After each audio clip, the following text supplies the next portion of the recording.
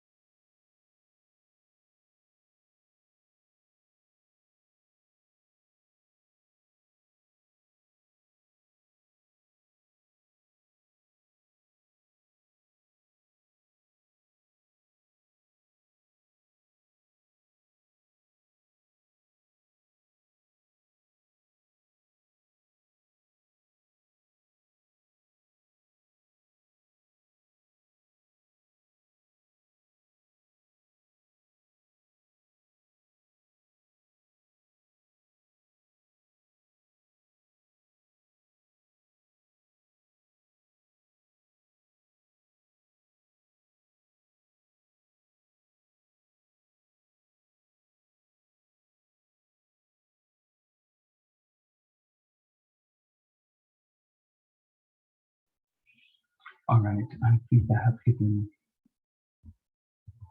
you guys enough time to get settled. Let's begin. Let me give you a very good morning. Trust that you can get night's rest. Trust that you guys are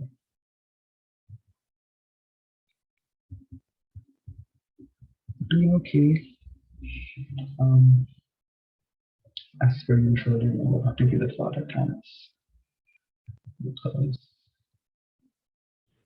Excuse me.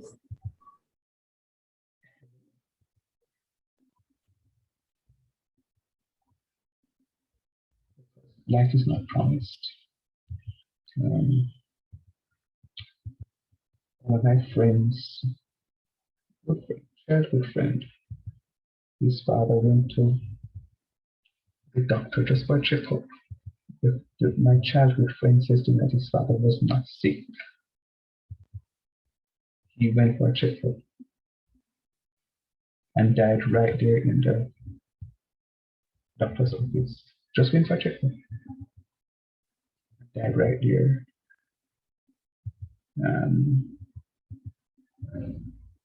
Life is fragile. And then having to deal with that and just to be there for my friend.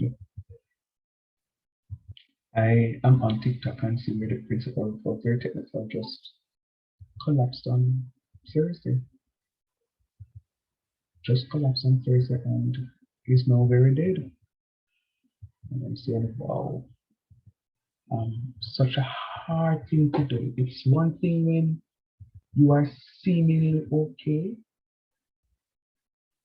and just drop dead, as opposed to, you know, suffering for a while, and you know, family members would have had a chance to prepare themselves to say, boy, you know, John not going to make it, not Mary not going to make it because, you know, this is a prognosis. So you are prepared, and you know, ever so often you think about the eventuality, you know. So when death comes,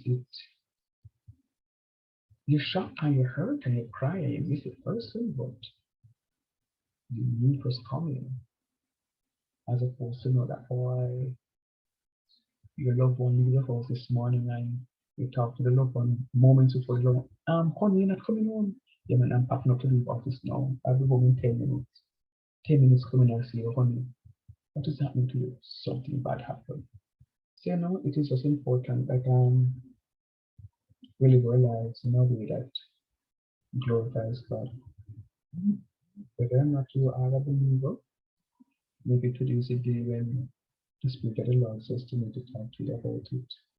You have to come to Him to let Him know, so far, Papa, not in a time here, serious matters.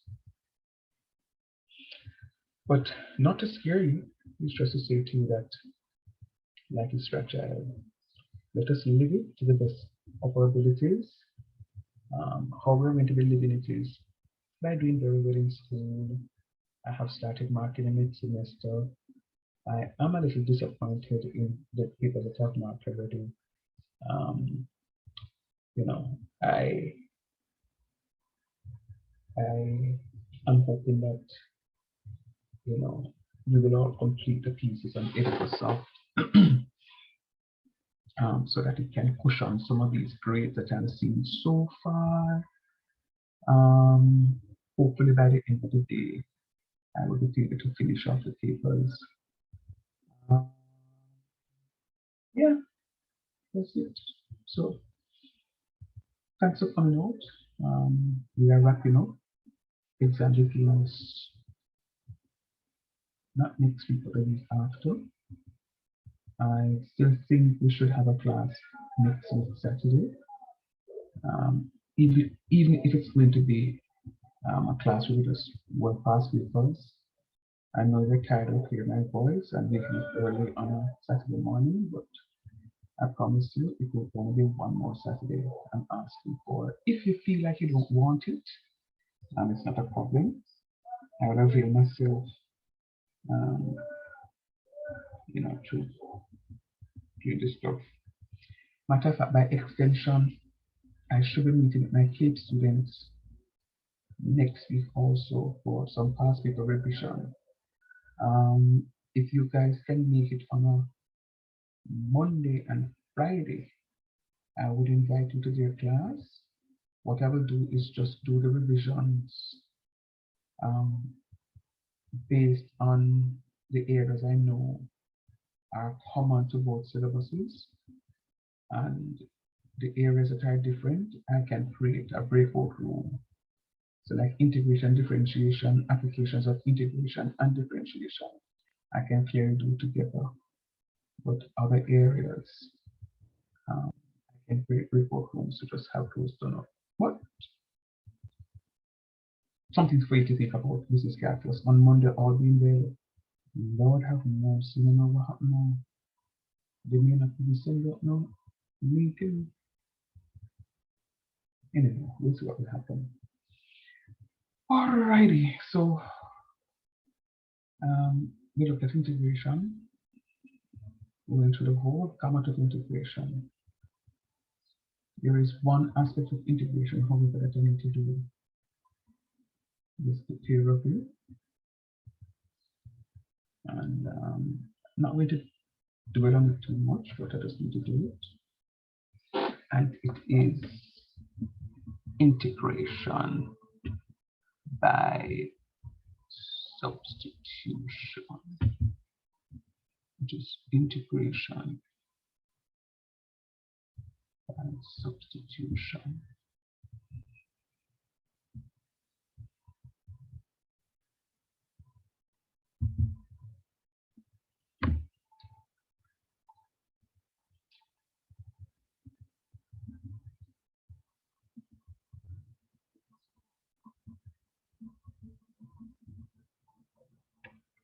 Okay, so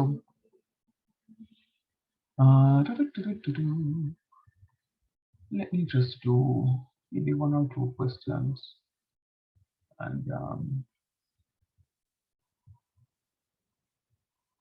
yeah, just one or two questions, literally one or two questions, so that I can move into that area. All right, yeah, that's one or two questions. All right, so let me share this document. I'm now sharing my screen.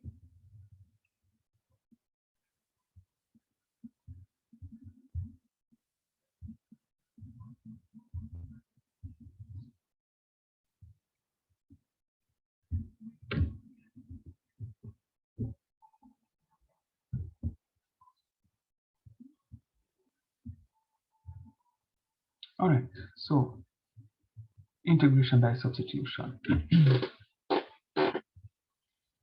They may or may not give you a question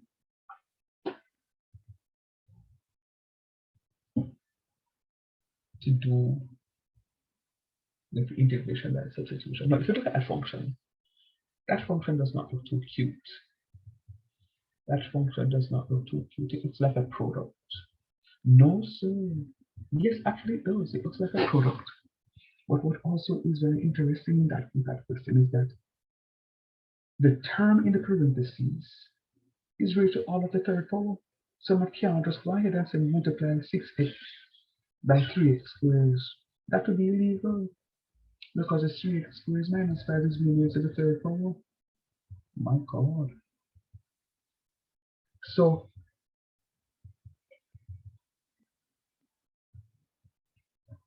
I have to find another approach. One other approach is that I could expand 3x squared minus 5 to the third power. But who has time for that? Nobody has time for that.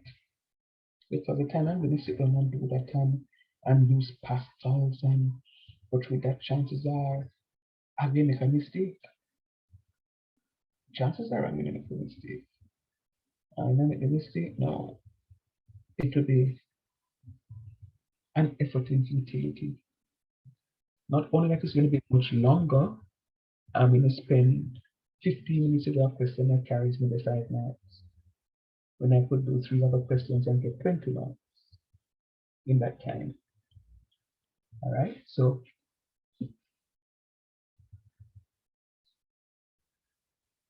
You need to learn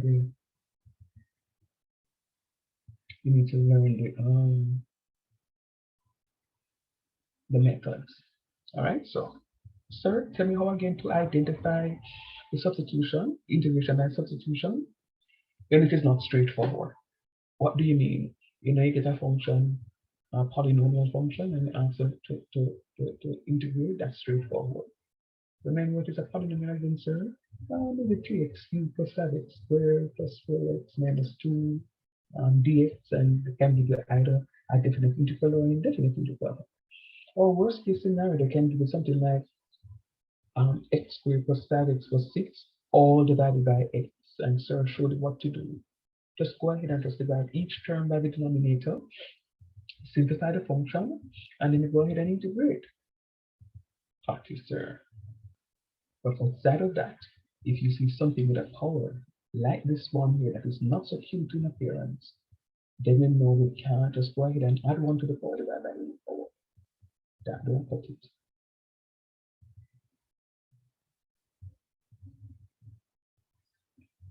So we have to get substitution.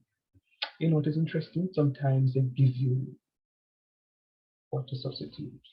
Sometimes they say, let u be equals to 3x squared minus 5. Sometimes they tell you. Sometimes they tell you. Other times they don't. And you have to figure out what to do. But guess what? It's an ugly piece that I'm going to substitute for the ugly piece. Because you know that you can differentiate. You know you can integrate 6x. We all know that you know how to integrate 6x.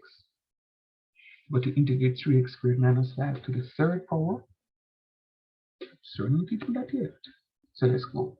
So I'm going to substitute 3x squared minus 5 to the third power. So I'm going to let u to be equals to that.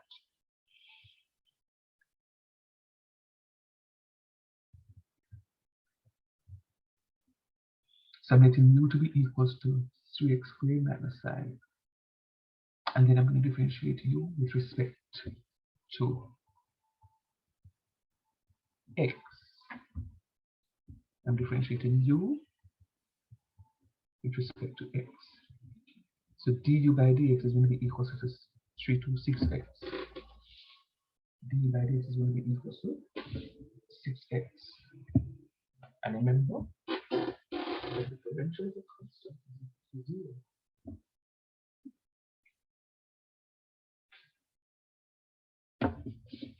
Every single time.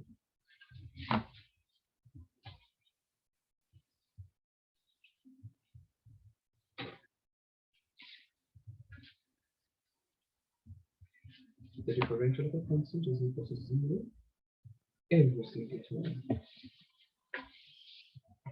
Every single time. Not just yesterday, today, and tomorrow. But every single time. The differential of a constant equals 0. Bam! All the time.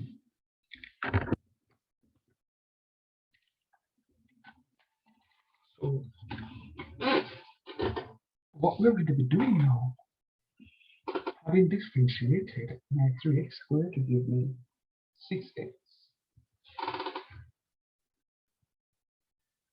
I have just introduced u. So I now need to make a substitution because when it's a substitution between u. So I now need to make a substitution for every single thing inside here. So I'm rewriting the whole question. I'm rewriting the whole question. Put it this way. I like to make comparisons to the real world.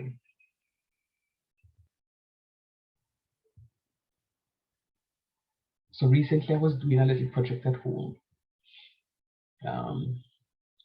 And I did a little project and I said, okay, this is what I want to do. But when I start the little project, I said, but you can't do the little project like this and then the little pieces kind of look old. No, man. That's going to make it look good so that when the project finishes, when it looks like a nice little area. And then extend the little project to do something more, you know. You have $1 for the project, you know. And then because of what I said, no man, it's gone to $2. And I got to do that. And by the time it finished, it reached $20.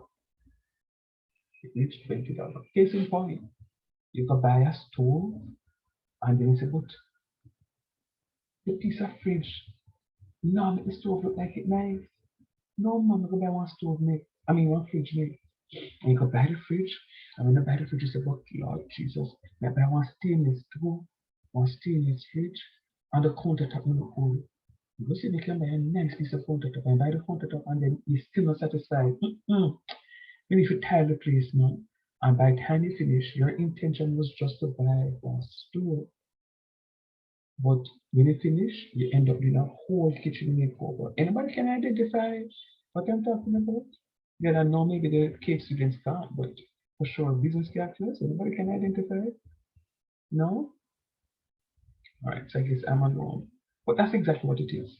So you have this one stove, you change something, but you can't leave it like that. The others must be changed, or else it's not going to be working. The others must be changed, or else it's not going to work. All right? So it's very important that that is the case. All right, now, so watch me. So I have two fractions separated by an equal sign. What do we do whenever we have two fractions separated by an equal sign? What's the rule? Let's multiply. Every single time you cross multiply.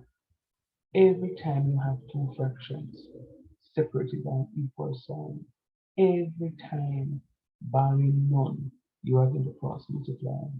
Real talk.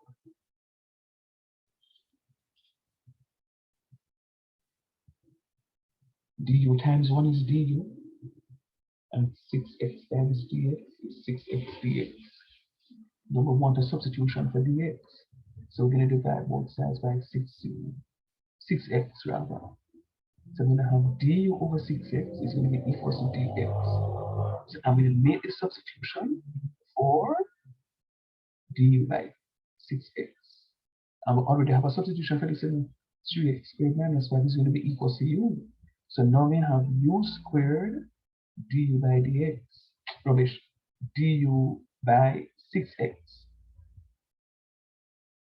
I'm still going to make a substitution for this here. All right, hold on to that one minute, please. So I said, let's now make another adjustment to the question by evaluating the limits. Remember, these limits are in x. If when I say dx to an integration question, it means that the terms in the function, they are all in x. So it means that the upper limit is an x value, and the lower limit is also an x value. And I cannot integrate a function with u and then substitute x in there. Why, sir? Okay, great. Thanks for asking that question. So you have two accounts, a local account and a US account. You have a local account and a US account. And somebody bless you with $100 US. And you want to lodge it to your Jamaican account. Is it $100 that is really the lodge to your Jamaican account? No, sir. No, not at all. It is going to be the exchange rate on the given day of the transaction.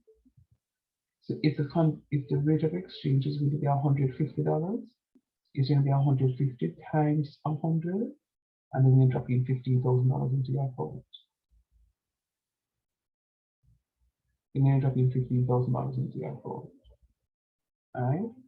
If it is less than that, they will convert it, but they can't put the US currency, the Jamaican currency, into a Jamaican account. Same thing with the question. They can't have U's making a substitution for U, but then now again substitute X in there. No man. The X will have to be converted to a common unit.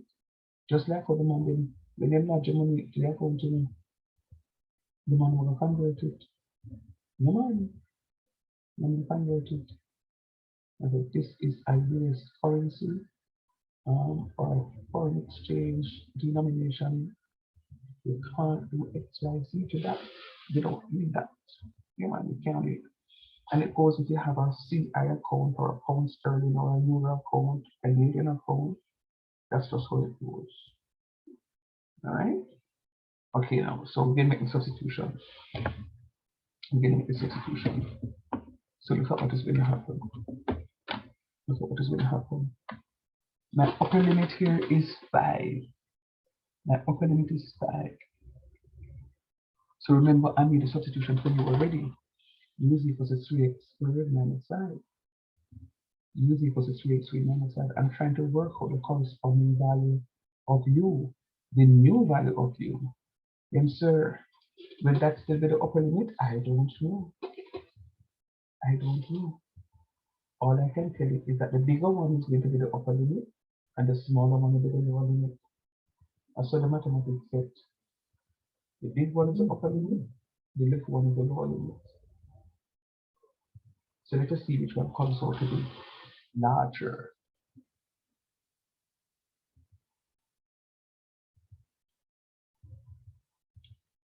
Up here is 5. Anyway, in the function, I see x, I put 5.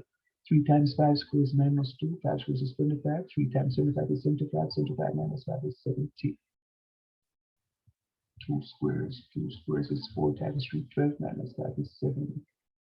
So yes, this one remains the upper limit and that's a lower limit. So the question is going to be rewritten now as this is the original question. I'm going to rewrite the question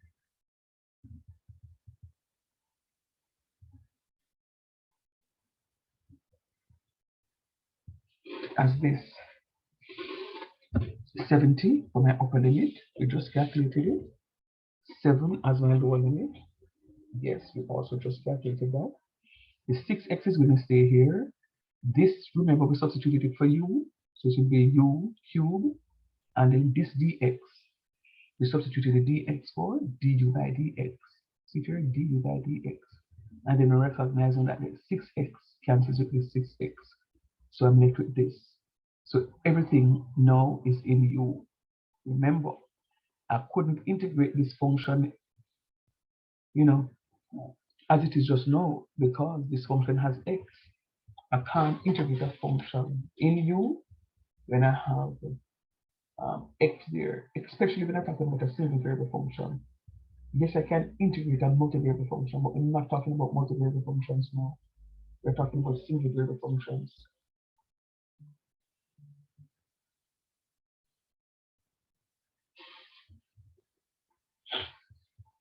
So my 6x cancels out, so all I'm left with now is my integration, upper limit 70, lower limit 7 of u cubed dx du. Now, this now becomes much easier to integrate because all I'm integrating now is u cubed. Remember when we're integrating, we add 1 to the power and we divide by the new power. We add 1 to the power and we divide by the new power. So u cubed is going to be equals to, when I integrate, I'm going to end up with u to the 4th over 4. U to the 4th over 4, and then I'm applying my limits. See here, u to the 4 over 4, and I'm applying my limits, 70 as an upper limit, and 7 as a lower limit. Anywhere in the function, I see u, I put 70, and then I'm going to put a minus sign, and then again, anywhere in the function, I see u, I'm going to put 7, and then I evaluate those. But those seem to be very big numbers, because 70 raised to the 4th power is plenty. Which is this, minus 7 raised to the 4th power. This was going to be 2401. And of course, you recognize that is still over 4. And when I do my subtraction, I'm going to end up with this big number. Sir, you can't put an x and get a big number when you don't know. This could be a real life question where you do some stuff and you want to find out the remaining balance in somebody's account. How much money that? $6 million. No, I won't even tell you what I'll do with $6 million right now, except to say that I could do 6 million things with it. All right. So look at that and tell me. Having gone through the question, or you notice I have my unit squares because I'm calculating the area. I have my unit squares because I'm calculating the area. Look at that and tell me, guys, was that difficult?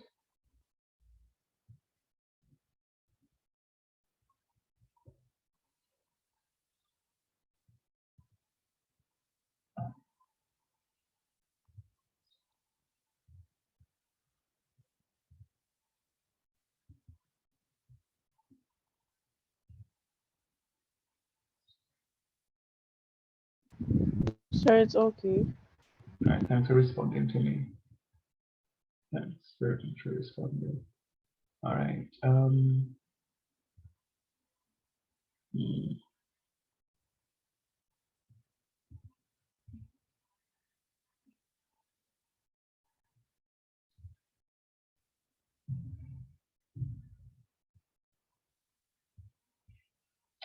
All right.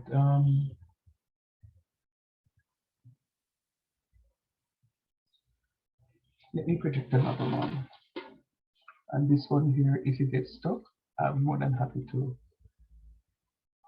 help you. Oh, this one is nicer because I told you what the substitution is supposed to do. All right, I'm going to give you 5 minutes and then I'll come back to you and see how far you reach. Start that one, please. Number 2.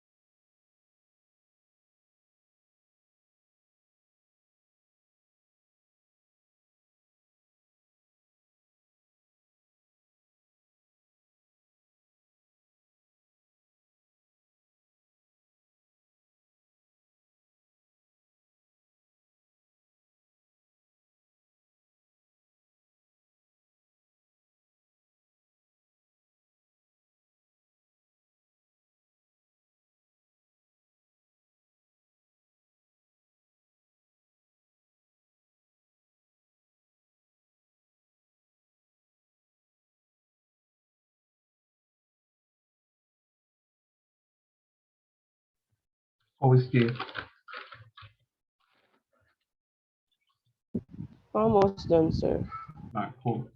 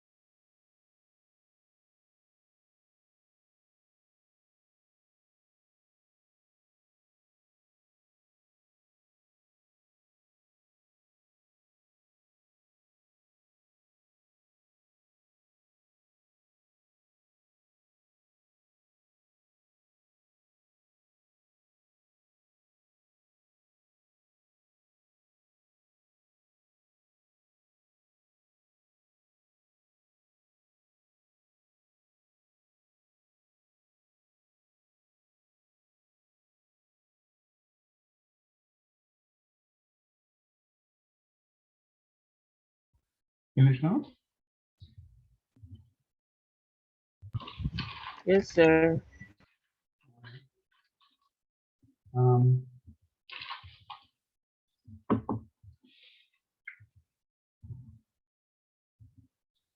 I'm going to project it. Oh, sorry, let me stop sharing. Think about that before.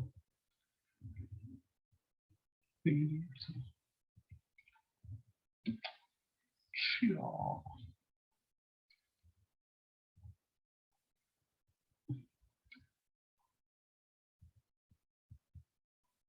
Right, so I'm stop sharing. Look at the phone, please, and tell me if you are in agreement with what I have so far. And I'll continue. Yes, sir. Yes, sir.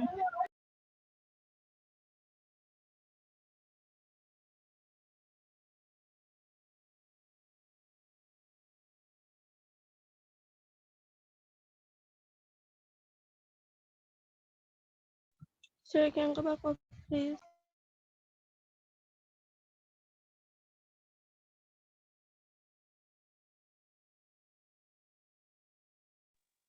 Sorry, can I go back up, please?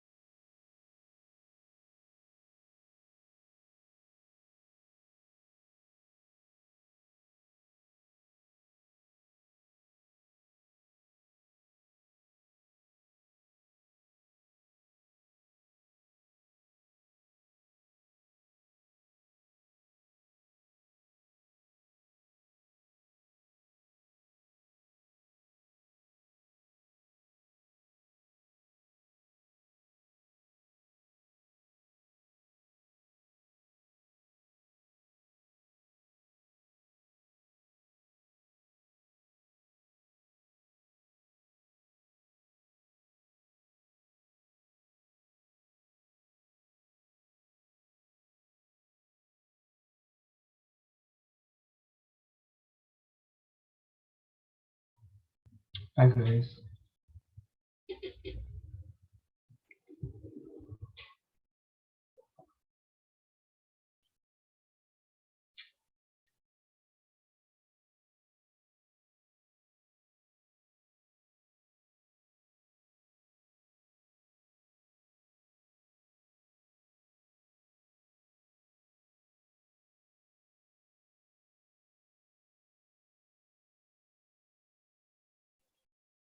Hello guys, are you hearing me? Yes, sir. All right. I apologize. Something similar happened last night while I was in class, and I apologize for wasting about half an hour of your time. Oh, Lord help me. Stop me to come up.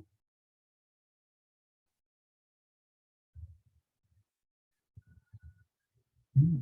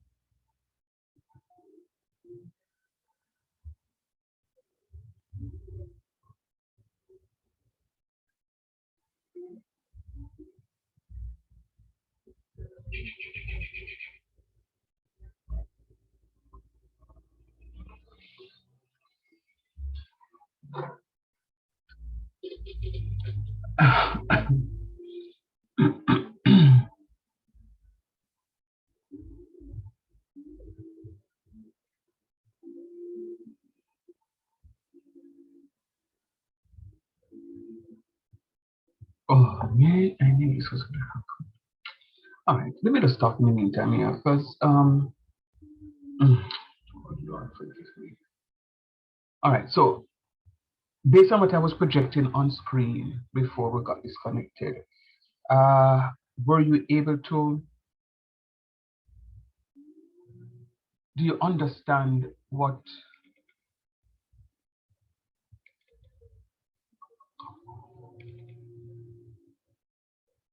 It's not responding.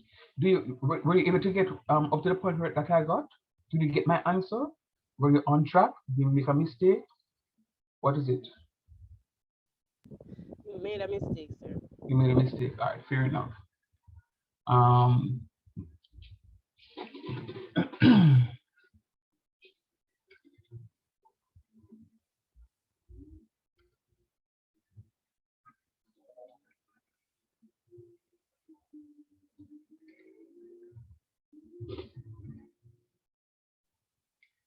you made a mistake.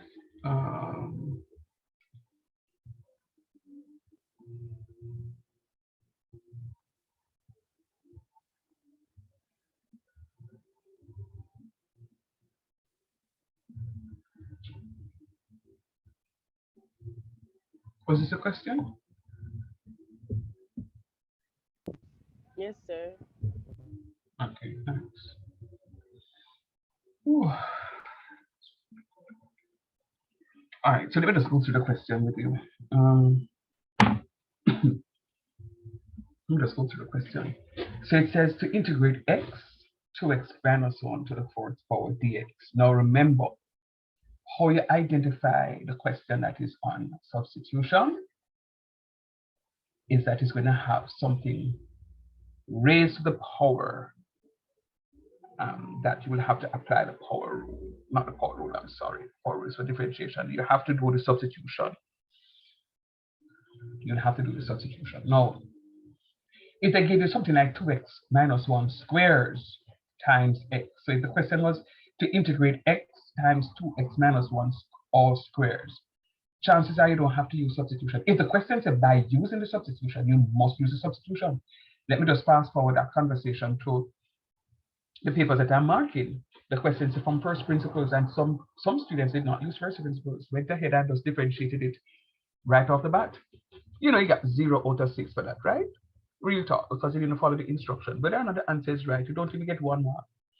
If the question says by using substitution, you have to use substitution. Any other method other than what they instructed you to use is going to be 0. And I want you to all to just pay special attention. You are in a good stead, both Kate and Biscay. You're in a good stead in passing this exam. I mean, pretty much what I'm doing with the pair of you now is just mopping up. I mean, I kind of lost half an hour out of the time, but we're just mopping up some little areas. All right. The pair of you again, I'm going to ask that you work on your Editha Business Cal. Please, it's 20% of your final grade.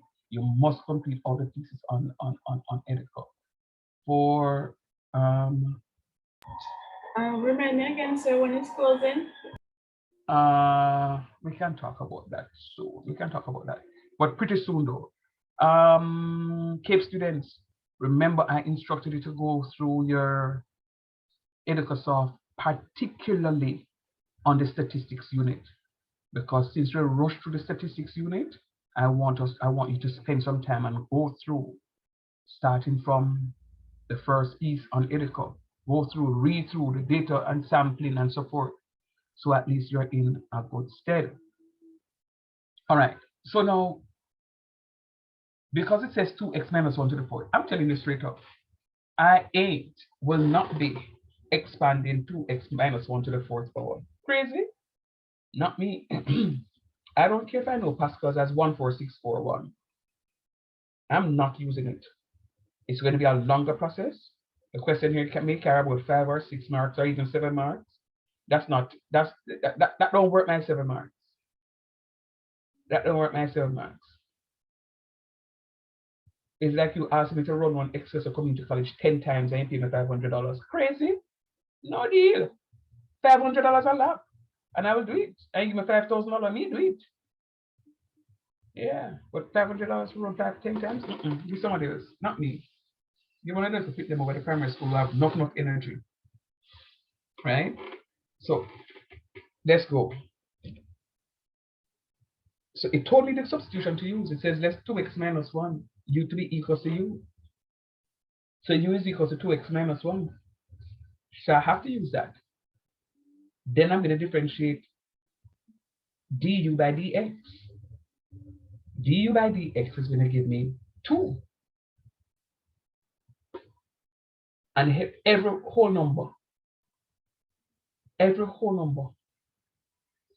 can be written by a fraction by divided by 1.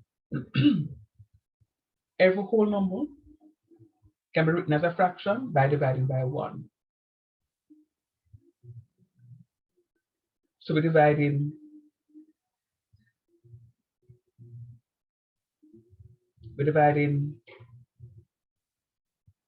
the 2 by the 1, and then we have 2 fractions separated by an equal sign. We cross multiply.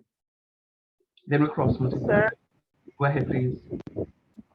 So why never divide it by 2x minus 1? Why never divide it by x minus 1? 2x minus 1. No, because I have to differentiate the function first. Remember, I'm trying to find a substitution I have to find a substitution also for my d of x, because I have to convert my d of x. I have to find a substitution for dx, you know. So if I divide both sides by 2x minus 1, I'm just going to have u. U alone not going to help me. I want du by dx, because that's what I'm now going to be differentiating the function with respect to. Follow me? Yes, sir. All right. So I have to differentiate the function first. When I differentiate the function, I'm going to end up with du by dx. Du by dx. Du by dx, and that is going to be equal to 2 over 1. All right? It's going to be equal to the 2 over 1. And when I differentiate, when I have my two fractions separated by an equal sign, I'm going to cross multiply. I'm going to cross multiply. And when I cross multiply, I'm going to have du times 1 is du, and 2 times dx is 2 dx. So I'm going to have du 2 dx, which is right here. And then when I divide both sides by 2, I'm going to have du over 2 is equal to dx. So now I can substitute the value of dx. Because remember, with dx needs to be the subject of the formula. Why, sir? So we can make a substitution. Remember, you know, I can't add $100 US to my Jamaican account and expect to go and find that $100 US in there. They're going to convert it to Jamaican. So I can't just make the substitution for u alone to be 2x minus 1. I have to find a substitution for this. I have to find a substitution for this. I have to find a substitution for this. And I have to find a substitution. I have to change out the whole thing. Can't get one new work and expect to wear the same old. You've got to pick them work. Crazy. You have to step out.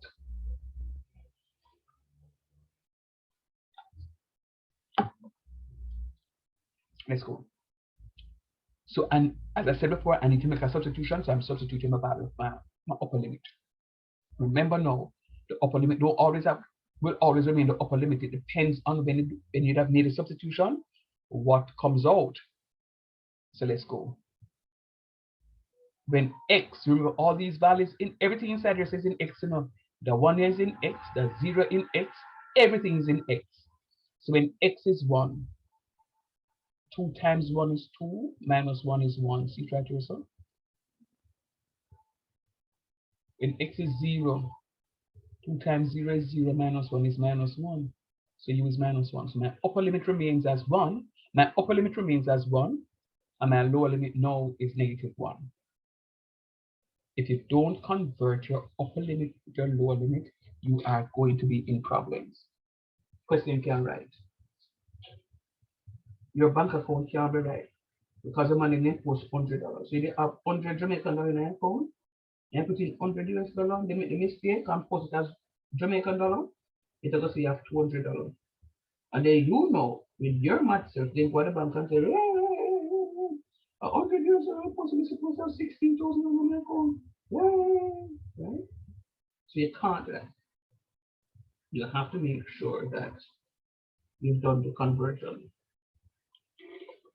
So now, substituting, my upper limit is 1, my lower limit is minus 1, so I'm making that substitution.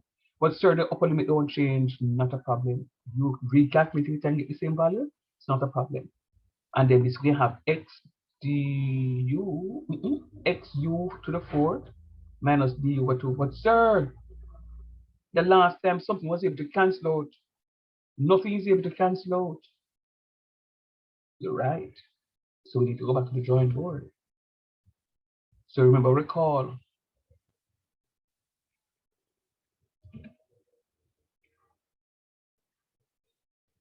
Recall. U is equal to 2x minus 1. So when I'm solving for x now, I'm going to have u plus 1 is equal to 2x. And x is going to be u plus 1 divided by 2. So I'm trying to find a substitution for x to substitute this value here because I cannot start integrating without doing that substitution. All right? Now look what happens. I'm going to have all of this. U plus 1 over 2, because I'm substituting the value of x right here. We have u plus 1 over 2 over 2. U to the 4th, du divided by 2. Carry it down here, so this 2 times this 2 gives me the 4. And then I can carry this fraction 1/4 because I can break up this u plus 1 over 4 now as 1/4 times u plus 1 because this is the same because this times this gives me up here and the 4 goes back under here. So I can break it up like this. Now remember the 1 over 4 is a constant, so I can draw him out. I can draw him out. Remember rule 6 from long time? I can draw him out. Draw him out outside, and then now I can do my expansion because this is u to the 4th times u gives me u to the 5th, and u to the 4th times 1 gives me u to the fourth. Oh, sir. So I say no, sir. So, sir, recap something for me, please. So you're saying that sometimes when you make the substitution, sir, based on what it is that you're doing, you're able to cancel out the other value of x that is being multiplied by. Yes. And there are other times you can't, and you have to make a third substitution, as in this case here. So when we reach to this stage and we are integrating, remember we add 1 to the power and divide by the new power. So we're adding 1 to 5 to get 6, divide by 6. We're adding 1 to 4 to get 5, so it's u to the 5th over 5. And my upper limit, my lower limit. My 1/4 is still a constant. So you see it carries forward. My 1/4 is still a constant until I reach a final answer. I distribute the constant into the difference with the upper and lower limit. So this is going to become 1 to the 6 over 6 plus 1 to the 5th over 5 minus negative 1 to the 6 over 6 plus negative 1 to the 5th over 5. I'm going to evaluate all of that. Incidentally, I don't need my limits right here anymore because I would have made a substitution. So I'm removing the limits at the end right there. I don't need to carry the limits right here because I've already made a substitution. The limits is only to be had right here because I have not yet made a substitution. Now that I've made a substitution inside the stuff, I remove my limits on the outside here, the upper and lower limit from there. All right. So now,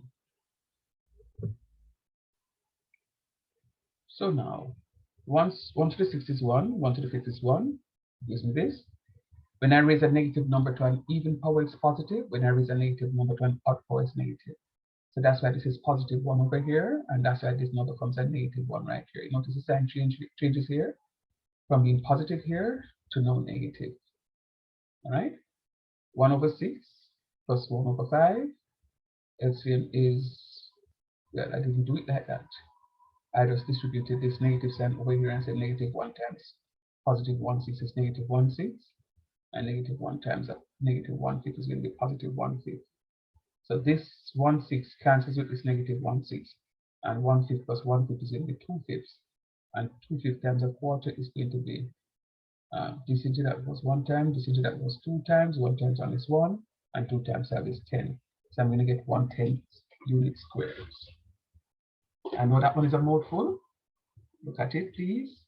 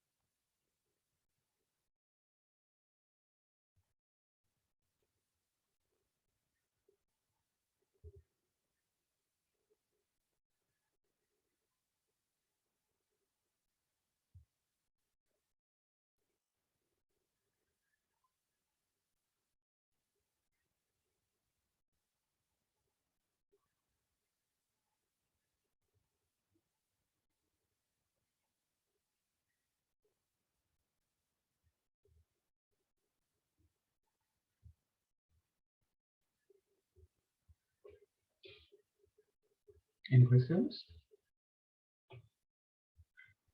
Sir, or you get the 5 and the 4 over the U up there, so sir. I get the what? Or you get the 5 and the 4 up there, so on the U.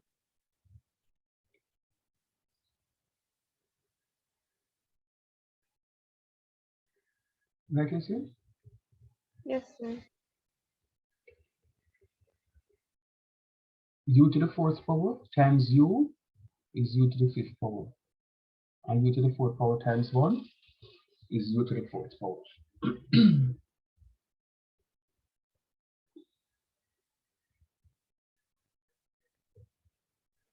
What again with that, sir? U to the fourth times U is U to the fifth. U to the fourth times 1 is U to the fourth. Oh, okay, sir. Remember, when you're multiplying and the bases are the same, you add your powers.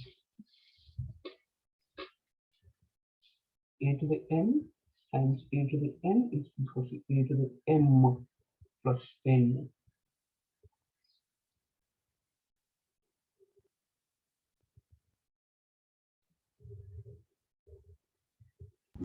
Sir, how did you get 1/4 again?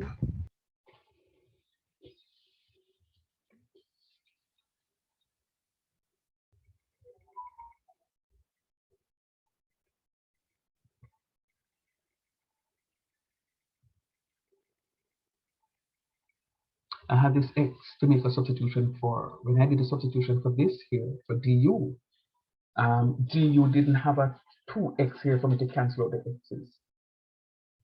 So the x remains here, so I had to go ahead and make a substitution for x.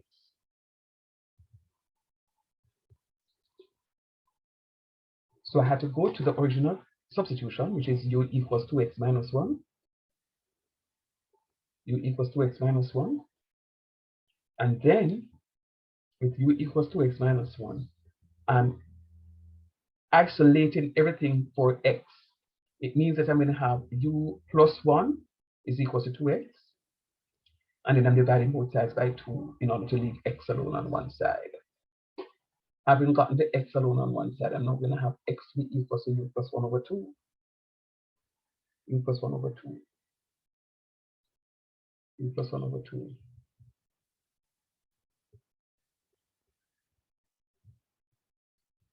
And then I'm making the substitution here.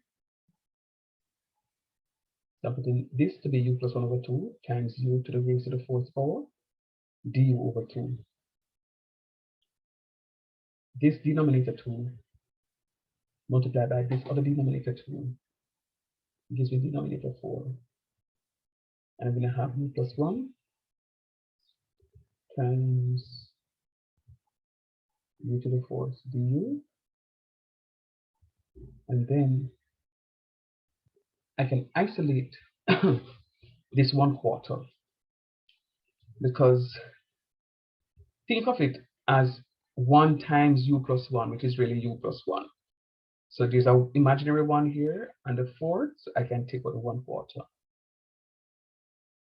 Alternatively, you can, if I were to put a 1 over this u plus 1, you see that this 1 times the u plus 1 will give you the u plus 1. And the 1 times the 4, the 4 times the 1 that I put here will give you the 4. So I'm actually factoring out a quarter from here.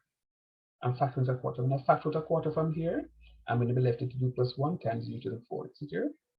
U plus 1 times u to the 4th. And then u to the 4th times u is u to the 5th, and u to the 4th times 1 is u to the 4th.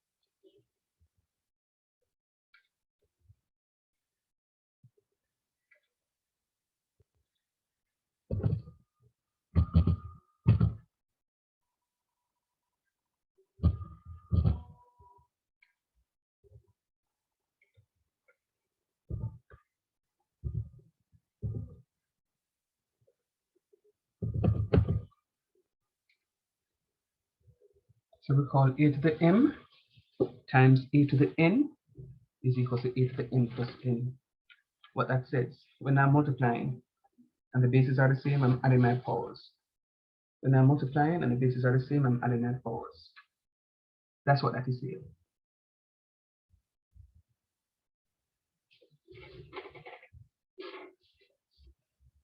And then I've gotten that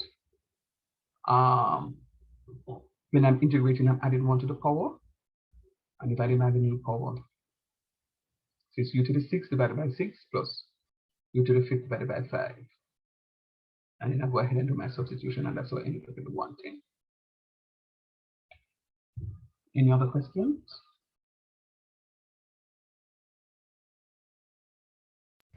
No, sir. Miss Calculus, you're rather very quiet. Your silence is extremely deafening. Sir, Yo, I'm trying to understand how you got the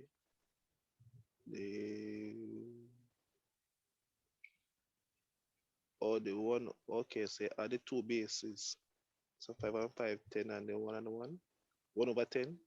1 over 10 units square. I didn't add the basis and I multiply 1 times 2 is okay. Let me do it another way.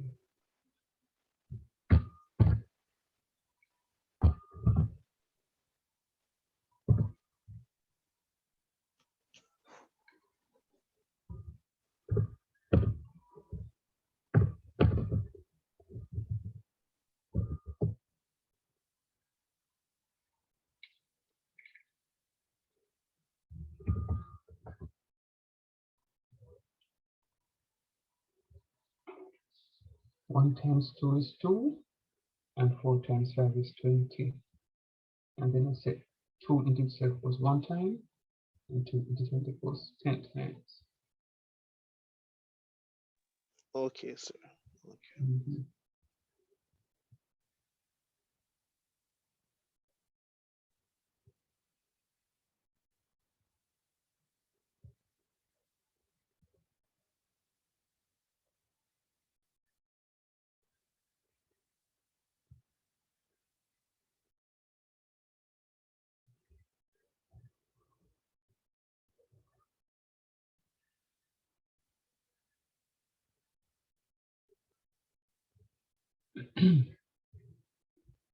I'm waiting on you to ask me the questions.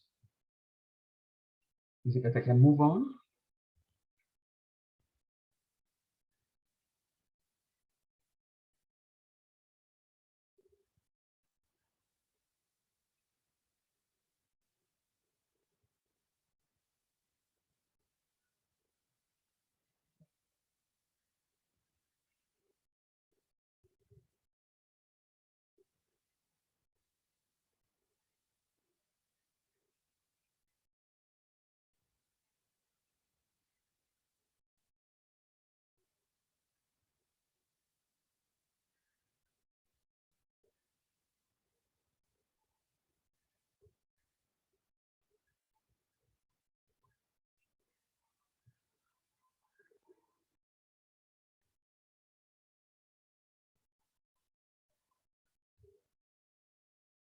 Obviously,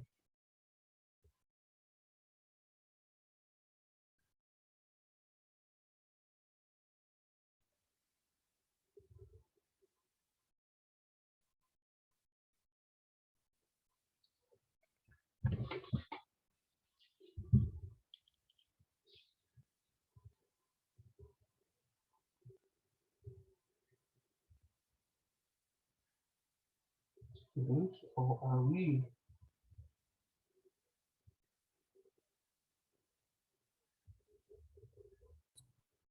Be clearer for me, sir.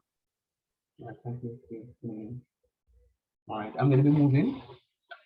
It's really not very pleasant when you're having a conversation with somebody and they're not paying any mind. Really, very not pleasant. And I mean, if you're looking at it still, just say to me, sir, I'm still looking. If you're understanding, sir, I'm understanding, not understanding, sir, I'm not understanding. It's really not very pleasant when somebody's talking to you and there is no response. Because I'm translating what that response is, the lack of response is. Here goes another question, question number 3. Thank you.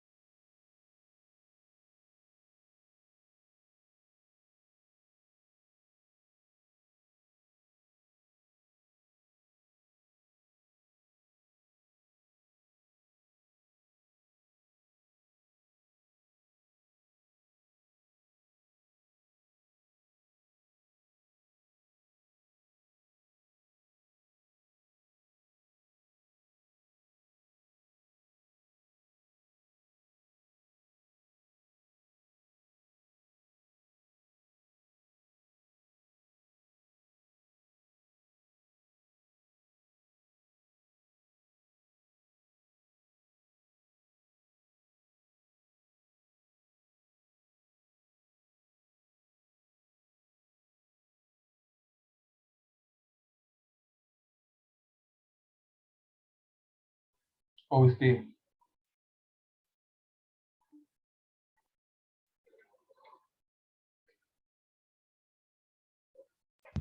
So Still soon working, sir. finish. Okay, good. Miss Cal, how is stay?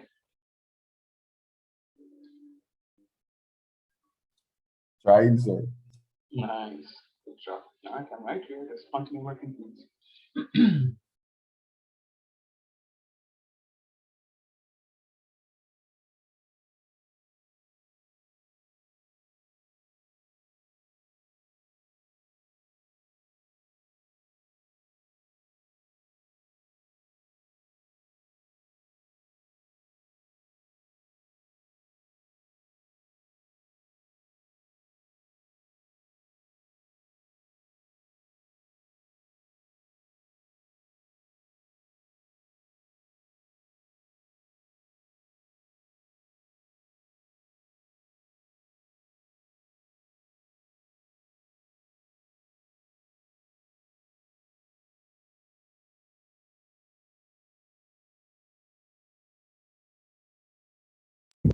Sir?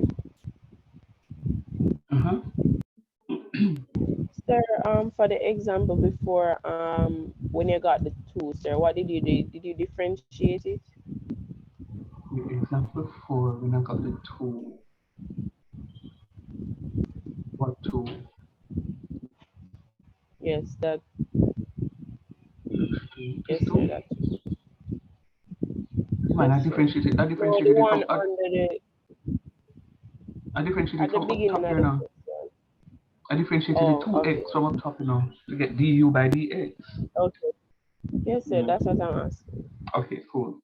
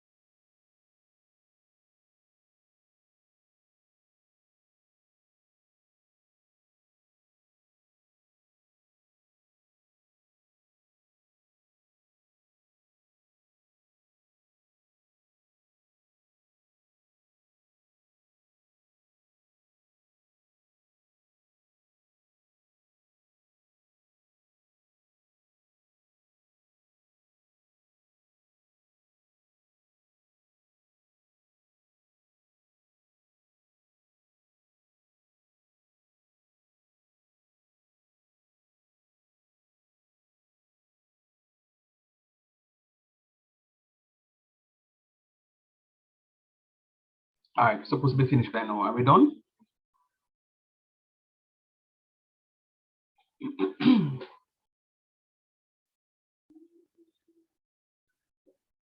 Yes, sir, but not sure if the answer is right. Mhm.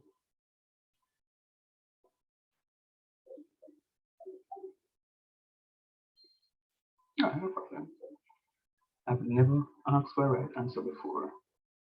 I just want you to be able to implement it. It is 417. I've got 17 unit squared.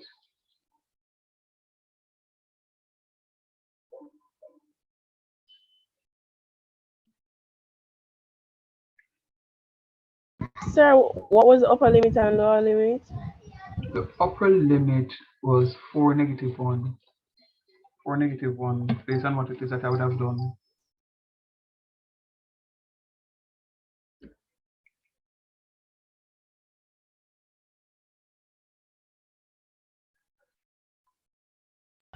Sir, you know, I did everything that you did, but I wrote the wrong upper limit. I wrote the one from the question before.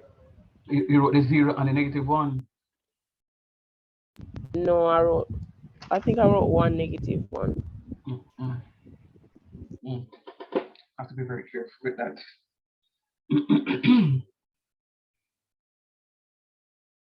Business calculus. Something is happening. When I've tested later on,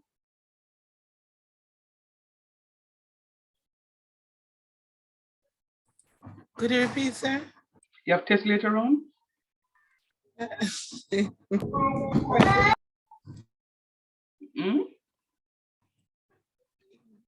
Not really a test, sir, but we have 2 presentations, sir, in classes after this. Me know, a long time I teach. So you're not with me this morning because your mind is elsewhere.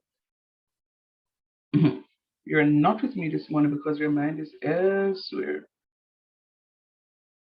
You're here, sir. What I said, maybe not the only, but you're here. Yeah, I know.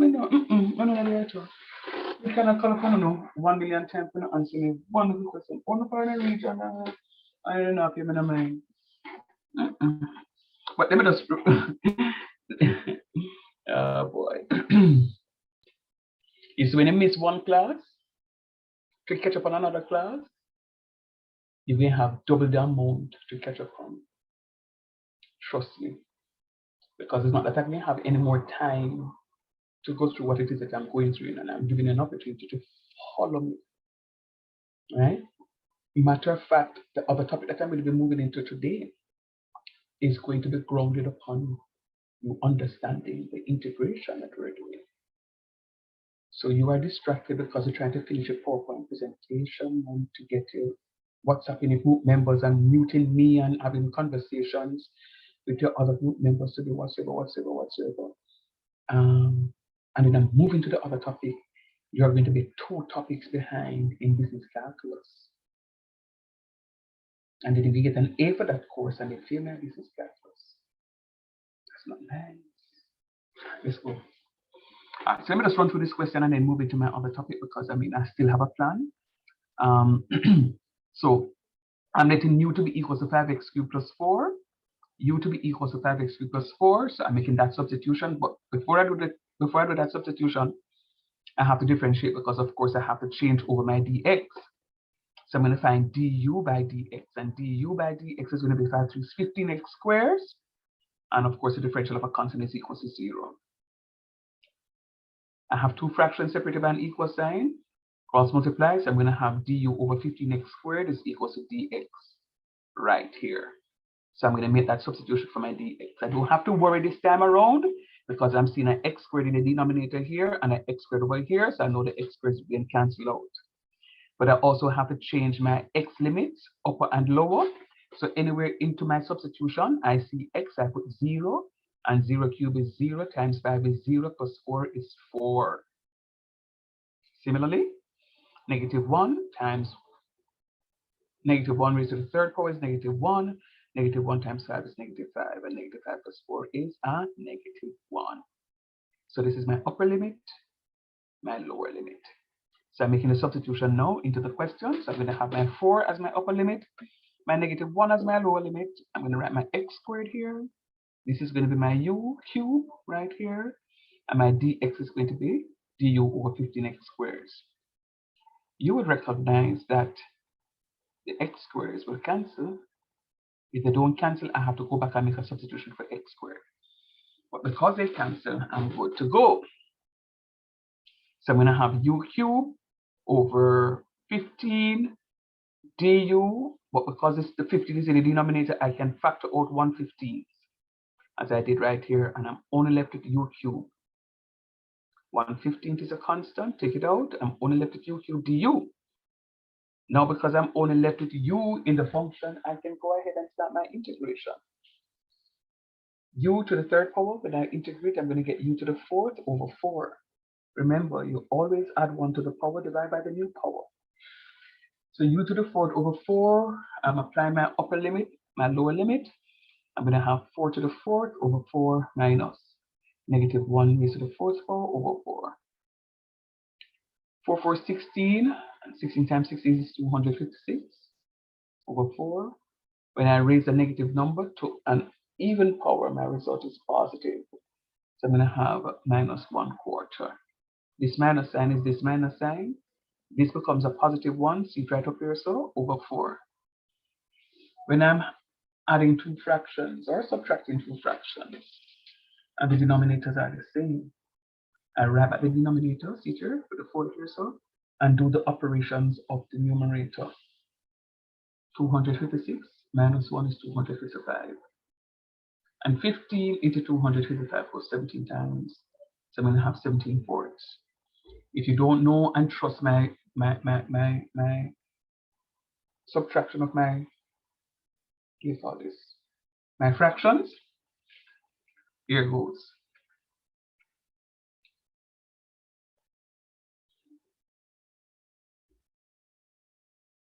I'll end up with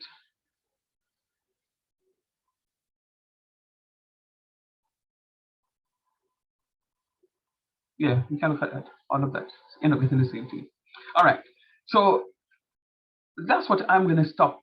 I'm going to stop right here. Everybody see how I get the 17/4. I'm not going to go to the other example. Everybody see I get the 17/4, right? Yes, sir.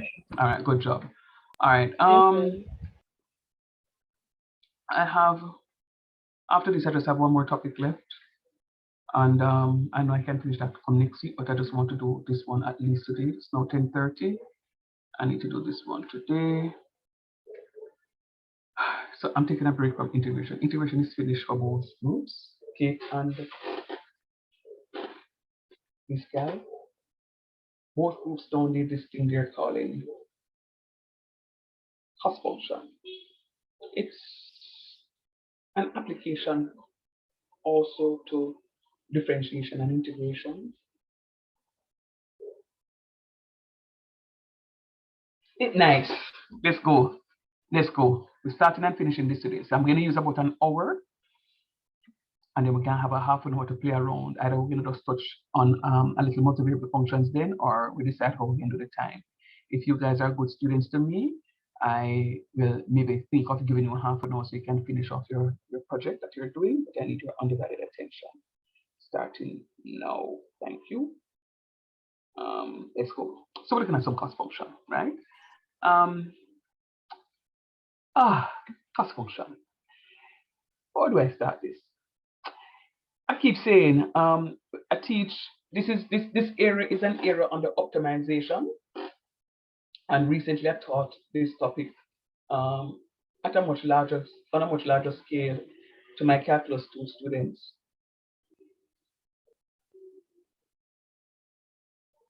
The whole business of optimization. And one of the things I said to them, and I'm going to say to the peer of you, is that I want one opportunity for going in the arcade. I'm going to tell all the arcade people, them say, come around me, man, circle around, gather around, and come and teach a little mathematics.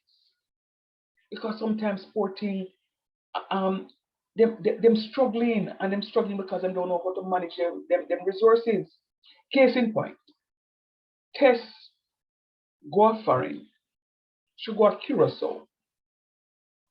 Play foreign.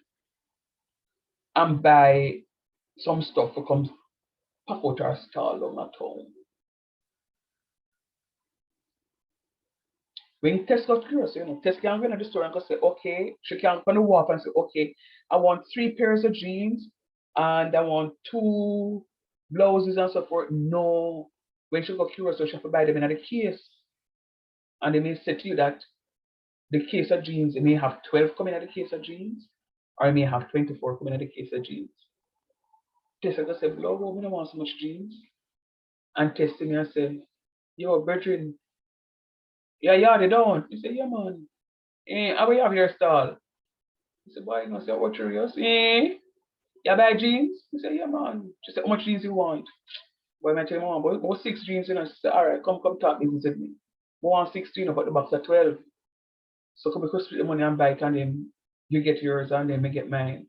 But we have to agree now, A 12 jeans come in there, and a 3 different sizes, so you can't get all of the same size. We have to go mix it up. Yeah, man, sister, man, you're good, man. We can do that. How much money must give you? $150 fee, I say, all right, I'm here to 75 US. I'll buy you something. You can't get it now for share it up because I'm sending it directly to the airport for you to clear the stuff. All right, no. So you buy your stuff, you send it out. Your stuff comes. You pay $75 for 6 jeans.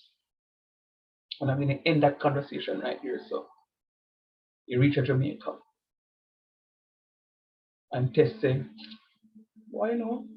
Selling jeans is expensive here because time hard, I just come out of my pandemic. So she just say one for about 3.5. She not do no calculation yet. She said she could sell one about 3.5. No, me decide no. So me I go out 3. So I say, a 5 gram I sell one for now. And I don't do no calculation either. All right. Here what is going to happen. When the man them have them items in the arcade, the man them have to go decide, say, boy, I hear the plan. I have to buy plane ticket to go away. When I have nobody live at Curacao, so I have to go stay in one Airbnb or one guest house. When I have nobody car for drive, so I have to go take transportation to go at the wharf and for come back. You're gonna need food money. You're gonna need the party tax money. When I come at airport in Jamaica, I have to pay duty. When I come back in the arcade to say no, I have to pay rental for the space. I have to pay light for the space, right? I have to go chances are pay the little man them, the red cap man them who out of the airport to push up my luggage for me. And then I have to pay the man them a little money for carry the stuff from airport to my yard. Those are some overhead costs. Plus you have light in the arcade. Those are some overhead costs that you know have to sit down and work it out like a business person to say. In truth and in fact, the raw cost of a jeans is going to be $3,500 based on the $75 that I pay for the 6 of them. When we work it out, it's supposed to be, it comes out dead to be $3,500. But I have these overhead costs that I have to take into consideration. So really and truly, if I sell it for $3,500, it means that I can't put back a little money outside to go buy airfare and transportation and food and rate. So really and truly, selling that $3,500 is not an option. I have to sell it about $4,500. And that extra $1,000 now is going to go towards $500 going towards the plane fare, $500 go towards the other bills. And this is what the man is supposed to do, but they are not doing it. Here what happened now. So Dwayne, I want to start down there too. And Dwayne said, boy, boss, come buy something from me now, and not going for me, But Dwayne have him spliff in them hands. Spliff are going for me, and I'm smoking spliff. And Dwayne, I hope you don't smoke Dwayne. And Dwayne, I said, how much are your jeans? He said, boy, a 3 grand feet in about, send nothing from last week, man. If you have 2.5, we can give you. I said, boy, I have 2.3, and I'm sorry, come. I'm gonna pay the 2.3. I'm gonna get the jeans. And as I pay the jeans to 2.3, Dwayne go buy a food, because Dwayne hungry. Because from last week, he don't sell nothing. And then Dwayne, remember, say, I'm youth in my yard for go to school following day. And then they trust lunch. And I'm going to take out $1,000 to get them to do that. And by the time Dwayne put on the rest of the money in their pocket, the man them come on and say, oh, pay No rent from last week, you know, not $300 or no, do you have to go back in your pocket and take out the stuff. So there's no planning at all to put away anything for the next purchase. And this is why sometimes them have the same goods and can't restock their stuff. Anybody see where I'm going with this? Yes, sir. All right. So watch this now. So I'm going to talk about cost, revenue, demand, and supply functions. So my cost function is going to be denoted C of X. C for cost. My cost function is going to be denoted C of X, which is equal to mx plus C. Pretty similar to the equation of a straight line. Y equals mx plus C. Right? Pretty similar to an equation of a straight line. So the cost function C of X is going to be equal to mx plus C. All right? My revenue function is denoted R of X. And my profit function, P of X, is going to be my revenue minus my cost. So the revenue is the $3,000 we're doing it. The $2,500 or $2,300 we're doing it is the revenue. But him don't take out him cost yet in order to calculate his profit. Him not take out him cost yet in order to calculate him profit. So profit is going to be equal to the revenue minus cost. The revenue is the total amount of money you carry. The total amount of money. So you pay a school fee at ECC and you pay $150,000. But the college don't get $150,000 because out of that, you have to take out your jam VAT money that don't come to us, that goes to the government. You have to take out this money that goes to wherever it is. You have to take out that money, and then what is left now goes to the college to pay people like me. All right? So that will be the total revenue that the college would have collected. Their profit, I don't even know if they make a profit, but their profit would be when they take out the cost, the payment to pay the light bill, the payment to pay the teachers, the payment to do the water rate, the payment to do the groundsmen, and the payment for them stationery and office supplies, and them something there. What is left is going to be called the profit. All right? The break even is when you don't make a profit. The revenue is going to be equal to your cost. The break even is when your revenue is going to be equal to your cost. There's no profit. And I keep saying to people again, I said it to my calculus students the other day, that the truth of the matter is there are times when I'm at ECC and kind of feel hungry, and you know, I'm not one of those who will, I will eat fast food. Like, trust me, from the other day, I feel like we just want to go full 100, go either Burger King or Wendy's and go buy a nice burger. I don't want a soda or no orange juice. I want a milkshake. We just wash it down. I want to go full blast, full blast, fries and everything. And then we're done that, we eat one pie, full blast. But the truth is, the honest truth is, there are times when I feel like at a school and then I just kiss my teacher and say, you know what? I'm going to New Kingston. I'm going to find a supermarket on a New Kingston and I say, I'm going to eat something healthier and I'm going to find me some yogurt or I'm going to have me something nice, but healthy.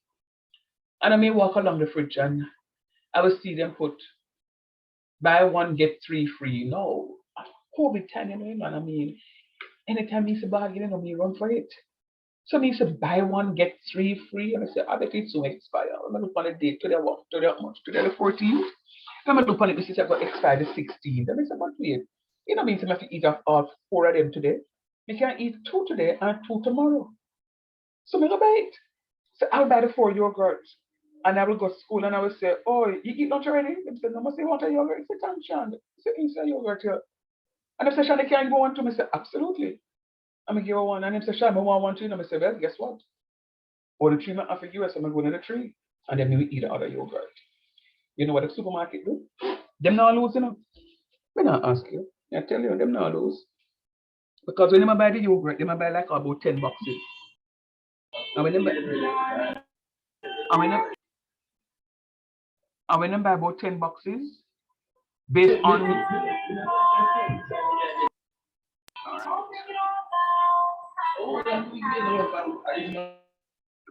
their 10 boxes that they would have bought, and based on their pricing, sometimes when them sell 3 boxes or 4 boxes, them already break even. So them sell 3 boxes and then break even, that means that the 7 boxes can be them profit. And that's what them do it. So if them sell 5 boxes and then get them profit from the 5 boxes, remember, you know, 3 boxes give them, make them break even, you know, so they make back their money by selling 3 boxes. And they might go sell 5 boxes now as profit. And then the other 2 boxes now them say, boy, the expiration date come up close, you know. Let's go give the customer the money, man. Them not lose because they still make a profit. They don't make the full amount of profit that they wanted to, but they're making a profit. All right. Now, I want you to look at this with me.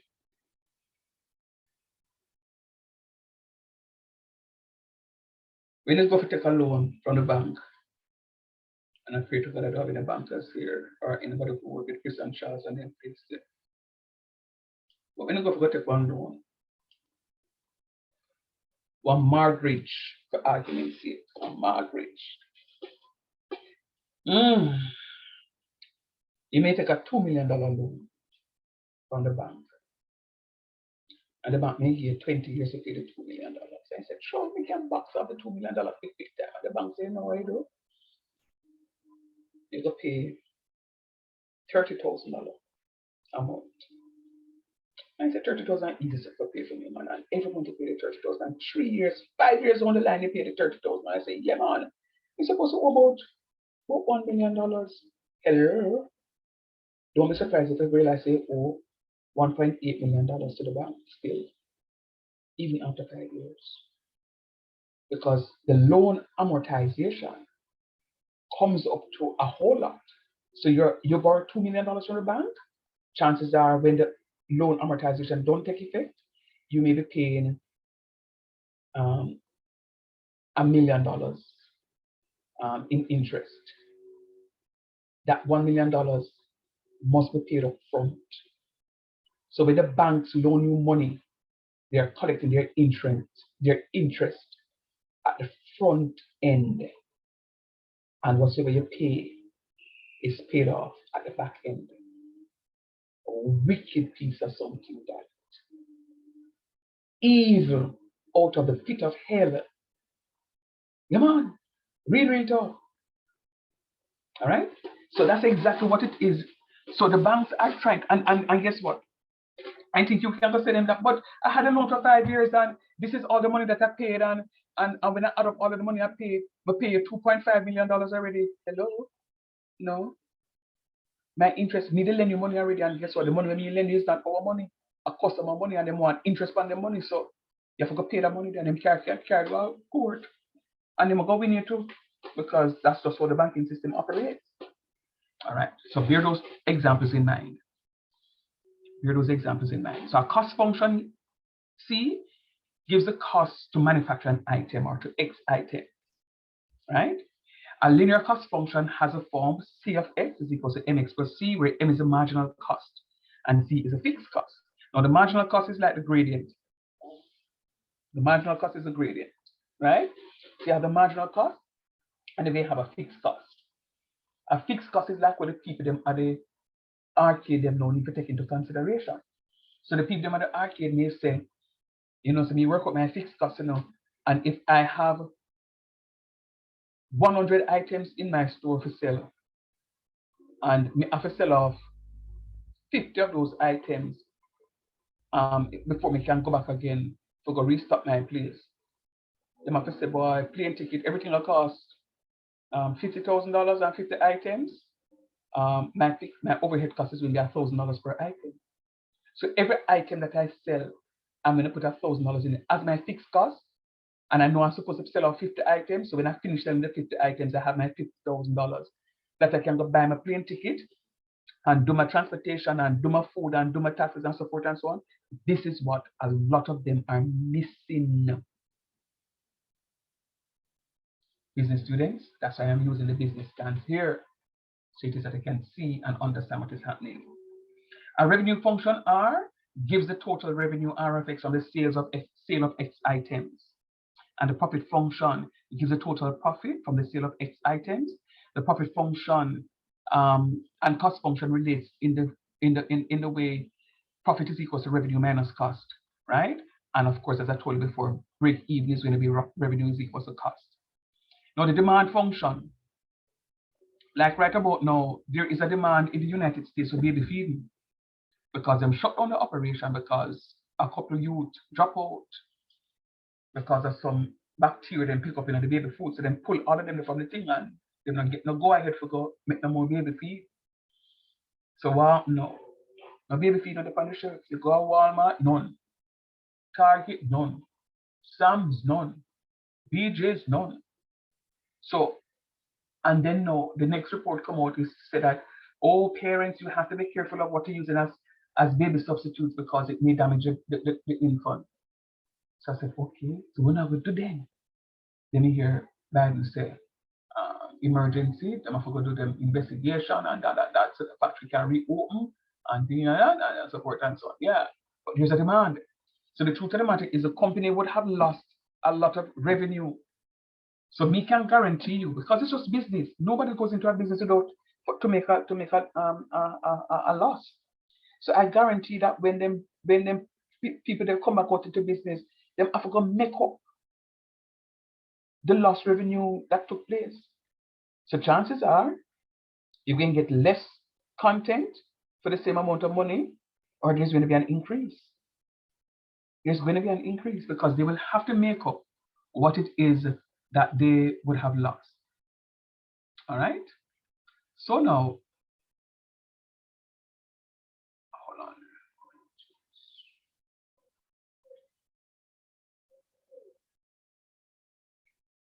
Just point of note, this is calculus.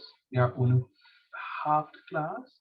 Andrew and Damien 2, Dwayne 3, Laura 4, test 5. There are only 5 students in the class.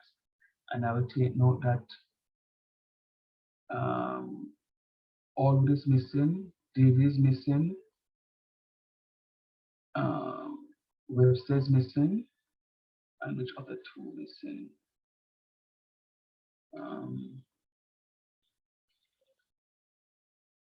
Diana Mitchell is missing. Sir. Huh?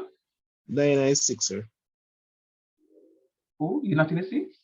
No, Diana Mitchell. Yeah, she's 6. Oh, okay. She's Well, 6, yeah, Diana not here, right? And Colin is not here. Okay, all right. I have something on I set up my system in such a way that whenever a student enters or leaves, I get a notification. And I'm recognizing that the notifications are coming in very rapidly. All right, let us continue. Thanks to the Tanis here, JV is here, Kisan is here. All right, so 738 and then the next one. All right, cool, let's go. So the demand function. So there's going to be a demand of baby feed when them come. To be honest with you, as it reaches shelf, it gave me like Black Friday. I remember, well, I'm normally traveling this summer. I mean, COVID come and I go Panama plane. I think I've traveled enough in my life. I have to go back to Panama plane. But what I normally do is that, we don't drink, the family don't drink tap water in the States because the water is not as, clear like ours. So they buy bottled water, purified water. So when supermarket time run, sometimes I have 10 cases of water coming in the place. And trust me, if we went on the road, well, me know for sure me can move 4 bottles. Because them the foreign Sunday wickeder than Jamaica sun. It was dry. You understand? So we drink a lot of water. And I remember one year we were coming back and I said, there was a shortage of water. And I said, I can't leave the water so dry. We said, no, man. And I went to supermarket, couldn't find the water. Go supermarket, couldn't find the water. And I was like, oh my goodness, I feel bad. We drink all the water and we're not even going to replace it. And we hear somebody said, I was exclaiming a little loud, and somebody said, no, man, there's water at the back. And I said, where is it? And I run to another back with the man. And I grabbed about 4 cases. And the only reason I get no more because you have some bigger people than me in body who grab the others. Sir, can I have one? No, you can't. And I just move and I will catch the 4 cases of water and go deposit it at home. And I call the people and say, you're trying to put some. We didn't have to do that. No, man, everything is good. Rockstone, so by the time we reach Jamaica, it's a good thing about the case of water because I tell you, we don't have no water up here, so there's a demand. So once there's a demand, trust me, the price can go. Because the man them who have the item, they say, but if you don't want it, one. Somebody else who wants it, will buy it. So a linear demand equation has a form Q is equal to MP plus C, where Q is the demand, the number of items sold, and P is the price per item. The revenue is given by R, and R is going to be equal to the price times quantity. The price times quantity. All right. Now this is where your calculus comes into play, because your marginal cost function is going to be obtained by differentiating your cost function. So in order for me to get the marginal cost function, I have to differentiate the cost function. In order for me to get the marginal revenue function, I have to differentiate the revenue function. So you see me have MC of X, the marginal cost function is equal to C dash of X. C dash of X is the first differential of the cost. So anytime you hear us speak of the marginal cost function, it means that we are differentiating the cost function in order to get the marginal cost. To get the marginal revenue, we differentiate the revenue function. To get the marginal profit, we differentiate the profit function. So these are three easy concepts to recognize. Once you hear marginal, you can differentiate them to get it. All right. So the P dash of X is going to be MP of X, right? So the marginal profit function, you differentiate the profit function. Marginal cost function, differentiate the cost function. Marginal revenue function, differentiate the revenue function. All right. Now, when you're maximizing your profit, and again, nobody goes into a business to make a loss. Worst case scenario the businessman wants to do, at a worst case, is to break even. The amount of money you put in there is the amount of money you get out. Nobody don't want to make a loss. When I ask you, nobody wants to make a loss. You know, one of the truth of the matter is, I've had the pleasure of teaching mathematics college-wide.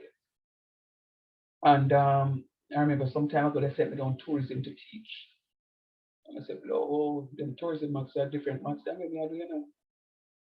All right, but mathematics is mathematics. And I say, no, I'm going to research it. And then have what them call them culinary math. I mean, I never study culinary math, but I have the basis for it, so I could have just get to them and talk about it that, and then go teach a class.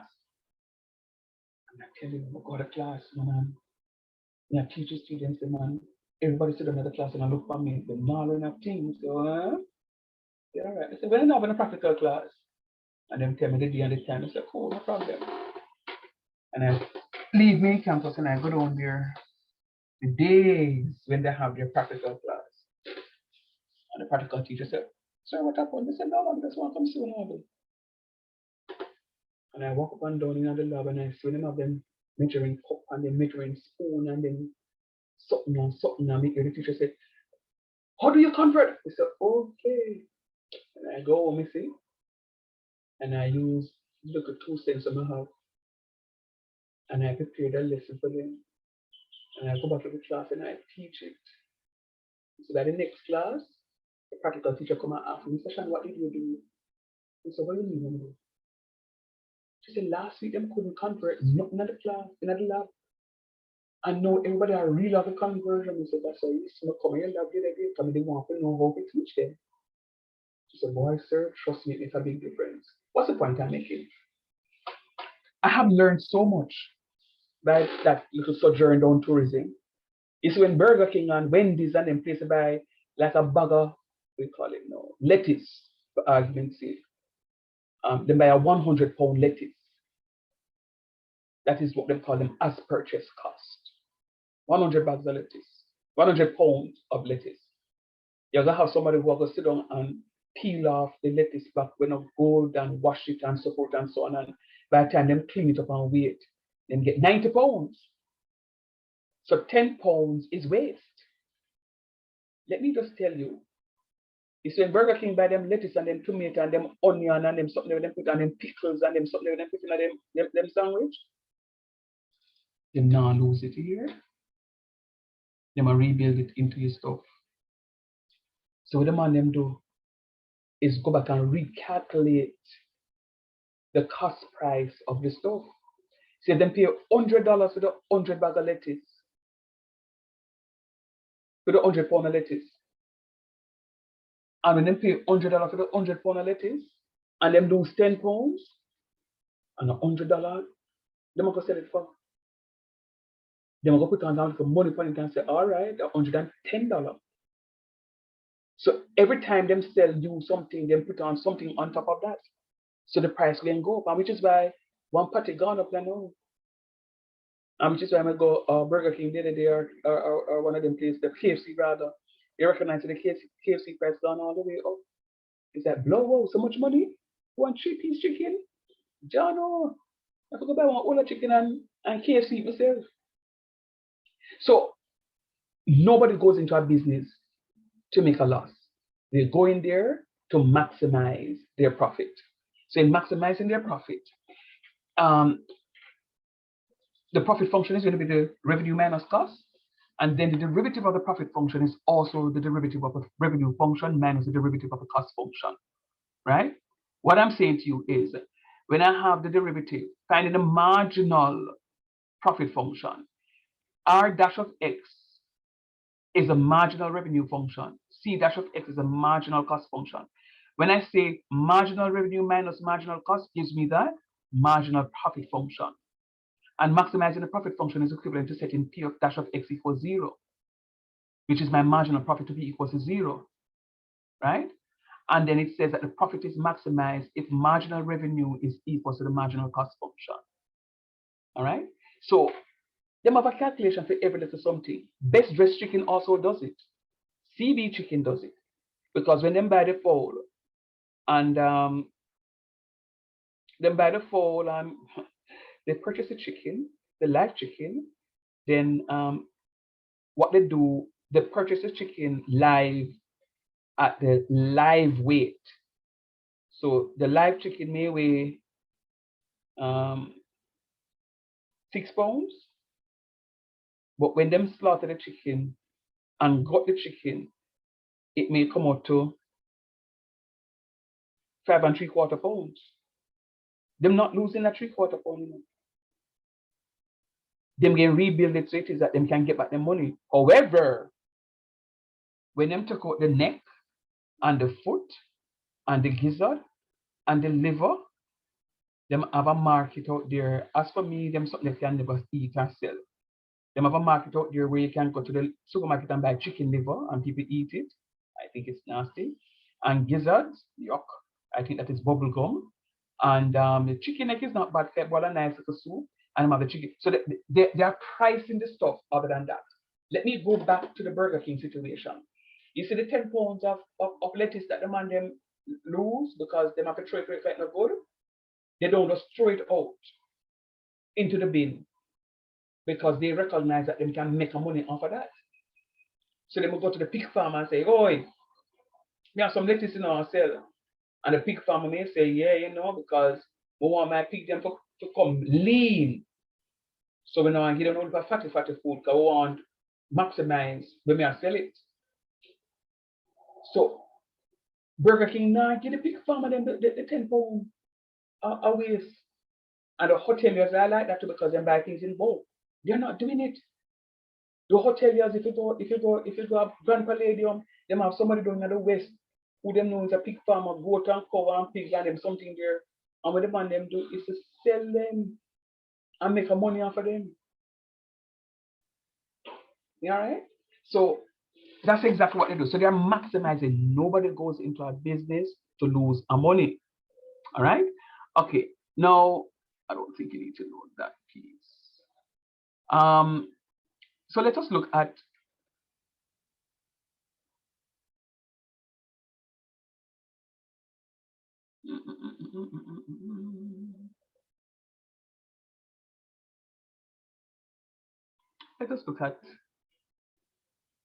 we can get those, but let me go to oh come on, this is why can't I find what am I looking for? What am I looking for now? All right, so all right. Say for example, Excelsior Community College manufactures polo shirts. And the man they sell the polo shirts. Now what is going to happen is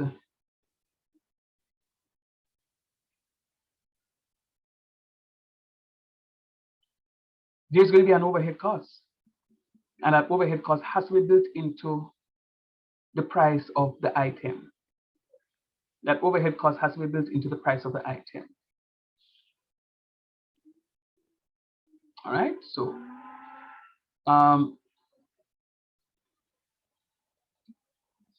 let's just look at this example. It says Excelsior College Eagle Bookstore specializes in the sale of polo shirts to its students. All right.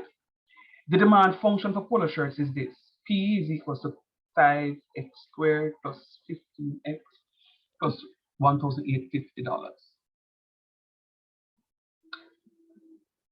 For the same company, the average cost function is given by this. Oh, average cost function, but sorry, never talk about the average cost function, and I didn't. No, average cost function, you see, I have C with a, let me not say bar like I did last night, but C with a hyphen atop it. It is called the average cost function. The average cost function is when I have a C and a hyphen over it. The average profit function is when I have a P and a hyphen over it. So once you see the hyphen over the letter, it means that it is going to be the average function. Average cost, average revenue, average profit. That's what it means. And it is pretty simple to find the average. And I'll show you how to do the average cost function. Pretty simple. So it says where P is the price in dollars and X represents a unit of output. Determine the revenue function. So let me give you the profit function here now.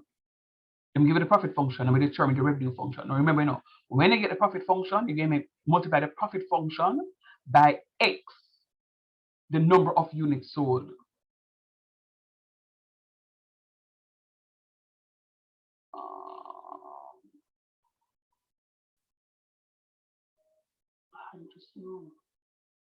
See here? So you have your demand function. They give you a demand function. The demand function is given by this, whatever the demand function is. It follows in that the revenue function is going to be my price times my quantity. My price, which is P times my quantity. And the price times quantity is just the amount of items that you're selling. So it's going to be price times quantity. And again, it's here. It's price times quantity. So just think of that. When you get the demand function, it's going to be price times quantity. So see the demand function here? The demand function is given by this, P. So in order for me to get the revenue function now, I'm going to say P times X, where X is representing the quantity of items produced. So just going to multiply this P by X. 5x squared times X is 5x cubed. See right here, sir? 15x times X is 15x squared. See right here, sir? 1850 times X is 1850x. Right there, sir? And that's my revenue function. Question done. Is that difficult?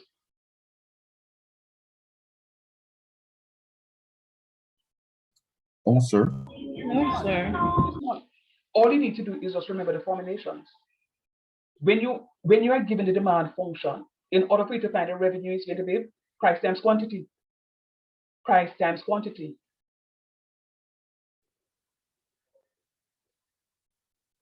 For those of you who are old enough to remember the 1980s, when you want to buy one loaf of bread, you have to buy a sanitary napkin and a tin of milk or a quarter pound of saltfish just to buy one bread, I tell you why.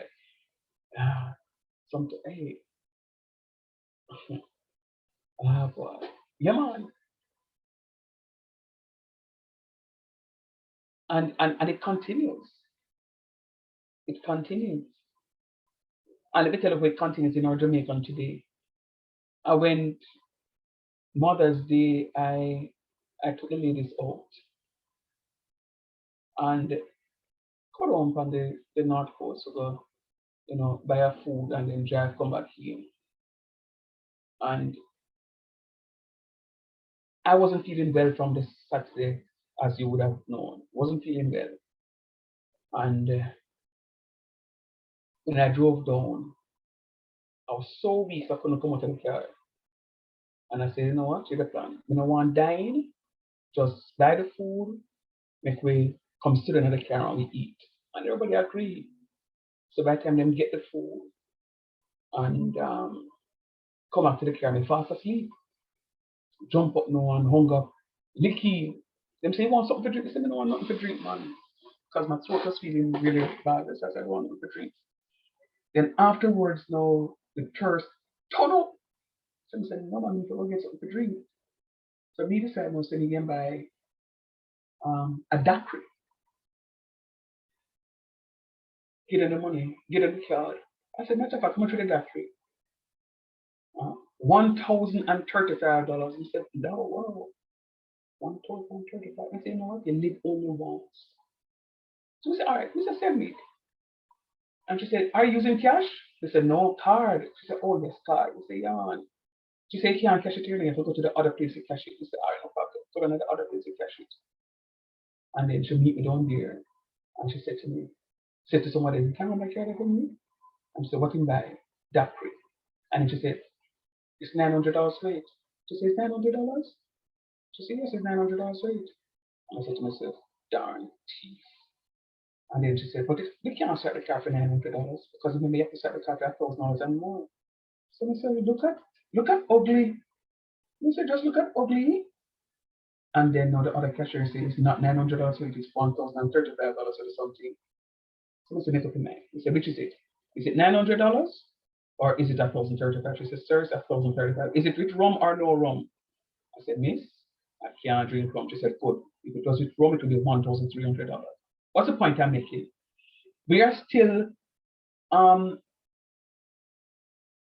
exploiting our people because sometimes we go to buy some stuff like that place says, I can't buy anything with my credit card that is under $1,000. So if me did want to go buy a quarter piece of jerk chicken and two festival and something will come up to $980 for argument's sake, then we tell them I can't use my credit card because the credit card the bill have to be over $1,000.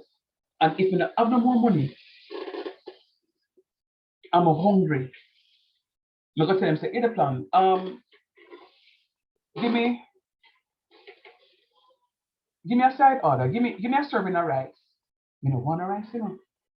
But because I want to spend the card, I'm going to buy something more. No, them they don't play with me. Because if I go somewhere to use my card and say, oh, sir, it has to be $500 and more. I said, how much is it? $450. I said, okay, $450. And I'm trying to pay some. Sir, you can just pick up this. I said, I don't need that. I said, have a nice day, and I leave. I'm not going to be spending more than what it is that I don't want. Because I'm going to buy something unnecessary now that I don't need. And I'm saying it continues. So we have to be very mindful. So just remember, if they give you a demand function, in order for you to calculate the revenue function from the demand function, it's going to be price times quantity. Price? Yeah, the price is the demand. The price is going to be the demand function, and the quantity is going to be X. Let X be the quantity, the number of items that you're going to be selling. Oh, and incidentally, the story continues. So, came up about 2-3 days ago, I say, you know what, I'm going to go to the supermarket and buy my own strawberry daiquiri mix. And I bought a 1 liter bottle of the strawberry daiquiri mix and paid $1,040 for the bottle of strawberry daiquiri mix. All right? I have a refrigerator at home that produces ice, like everybody else. I have a blender at home, like everybody else, that when you plug in, it turns and it can crush the ice. And I follow the instructions on the bottle, just put the ice and throw the mix on it and blend it up, and voila, I get my strawberry daiquiri. All right? So the point is, I paid $1,035 for one little something of thing.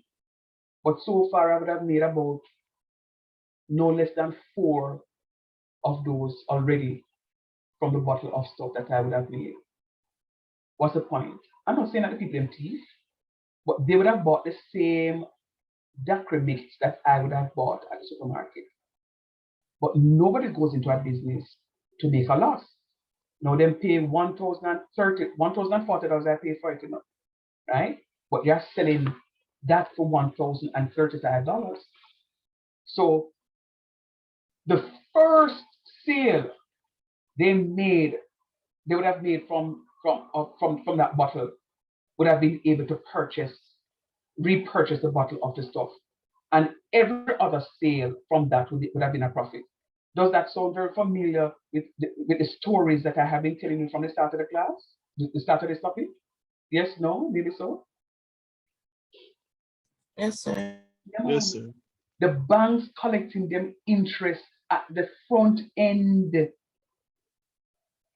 Them now wait until the last piece to collect it. Them are collected at the front end. And you default on your house payment, them are going to turn around and sell the house, even though they collect all of the interest already. They're going to turn around and sell the house on top of that and sell you out of your house. It's a cruel system. But what? Nobody goes into a business to make a loss. So that lovely place sold me one for 1,035. I came up and I bought a bottle for 1,040. Right? And chances are, them not buying one bottle. They may buy a whole case. So for them, when they work out the price of each bottle, it may come out to about $800 or $900 per bottle. But them selling, the first sale them get from each bottle can cover the cost of the bottle because they're going to go make business. Their overhead cost is going to be expensive, right? They have an overhead cost that they have to take into consideration. The same overhead cost I'm telling you that I want to help these people who are working as higglers in the arcade because they're not bearing into consideration their overhead cost. All right, so let's go. So remember, it's so long on it.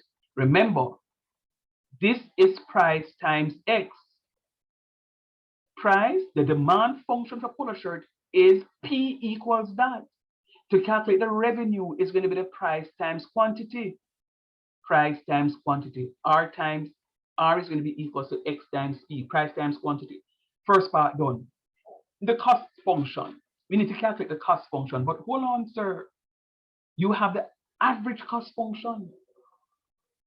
You have the average cost function. When you think of average, look at what happens. When you have the average cost function, when you multiply the average cost function by X, you get the cost function. So if you have a cost function and you want to find the average cost function, average means that you're going to divide it by X. Let me say that one more time. In mathematics, when you're finding the average of anything, you have to do a division. You add up all the something them and divide by the number of something them. Similarly, to calculate the average cost function from the cost function, just divide it through by X. And if you are given the average cost function and want to get the average cost function, and to get the cost function now, just do the opposite of division, which is a multiplication. So I'm multiplying this function by X. So since I'm given the average cost function, I am going to be multiplying the average cost function by X in order to get the cost function. If I were given the cost function to find the average cost function, I would have divided the cost function by X to get the average cost function. Remember, when you say a little c, look c, with a hyphen over it, it is denoted the average cost function. Or do we calculate the average cost function? By dividing the cost function by X. If you're given the average cost function, in order to get the cost function, we're going to multiply the average cost function by X. So watch this now. The average cost function was given up top. The average cost function was given as them something here. All right? The average cost function was given as them something here. Now, when we are calculating the cost function, we're going to multiply that function, same function up here, so that I showed you a while ago, by X.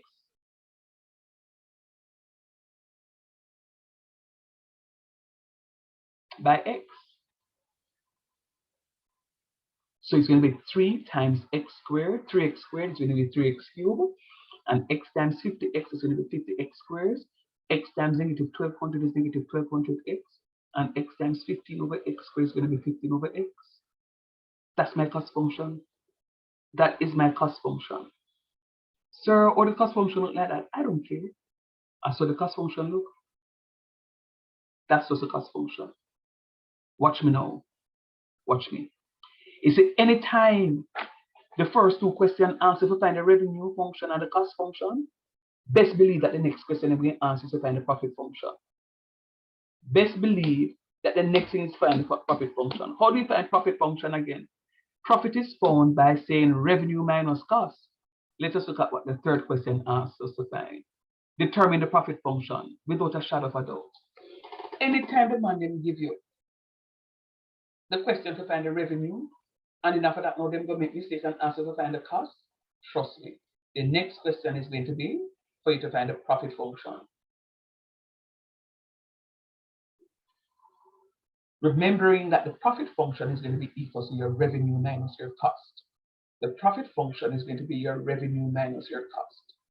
Profit is when you have your revenue, the total amount of money that you take in, and then you can subtract the cost of producing the item or the goods or the services from it. What is left is going to be your profit. All right? So what we're going to be doing in order to calculate the profit function for this question is to set it up. Profit function is equal to revenue minus cost. My revenue here, so minus my cost. I'm going to put this into parentheses. Let me press pause right here. So in marking your papers, and in particular, the first principles, there's a last piece of the first principles that have something similar to this. We have to subtract the first function, f of x plus h minus f of x over h. A number of you did not put that f of x in parentheses. I know what happens. You end up getting a positive 5, 6x plus 5, when the answer is actually 6x minus 5. Because you did not include it in the parentheses, and that minus sign outside of the parentheses, when multiplied or when distributed inside the parentheses, would flip the signs that are there. But you did not put it in the parentheses. So therefore, there is nothing for you to flip. And you lost a mark or 2. I know one person lost 3 marks because of just careless calculation, miscalculation.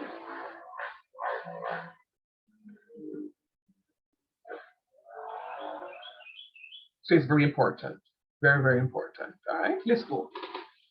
So now all of this again, minus 3x squared minus 50x squared plus 1200 minus all of that. And all I'm going to be doing here is just grouping like terms. This is really algebra. I'm rearranging to group like terms. I'm looking for all the x cubes, and I'm seeing only 2 of them. So 5x cubed minus 3x cubed is 2x cubed. See it right here, so? I'm looking for the x squares. 15x squared minus 50x squared with that negative 35x squares. See it right here, so? Then the x is now to 1850 plus 1200, that's like 3050. Yeah, 3050x squared. And this 15 over x is a standalone, so I put it back. That's my profit function, done. There's nothing more to it. Let me stop and say this. When you're given your demand function is normally given as the price. The demand of the item is going to be given as a price that you pay for that item. They're asking you to calculate the revenue. It is going to be the price you pay for the item times the number of items you're producing or purchasing. So it's going to be your P times X. If they give you the cost function, fine, but if they give you the marginal cost function, and for you to find the cost function, you have to multiply by X. Because how you find the marginal cost function is from the cost function is by dividing through by X. Once they ask you to find the revenue function and the cost function, the next question that we ask is to find the profit function. How you know that, sir? Because that's the only other thing that they can get from you. Because the profit function is going to be equal to your revenue minus your cost. Your profit function is going to be equal to your revenue minus your cost. And from this now, you can kind of calculate some other stuff. Let's go. So the other part of the question, part 4 now, asks us to find the output that will maximize the profit. Uh-oh. We need to find the output that is going to maximize my profit. Wow, I need to maximize my profit. So look at what is happening now. To maximize my profit, remember, I need to look at the marginal profit. I need to look at my marginal profit function. So I'm going to use my profit function and differentiate it. Remember, how to get the marginal profit? You have to differentiate. So you see why I couldn't do this topic with you before? Keep students, you see why I couldn't do this topic before I did my differentiation and also my integration, because you have to do differentiation and integration in this optimization area. All right. So I have my profit function. So in order for me to maximize, I will have to now differentiate my profit function. to find my marginal profit. I have to find my marginal profit, and when I get my marginal profit, I'm going to set it equals to 0. Remember I said that earlier?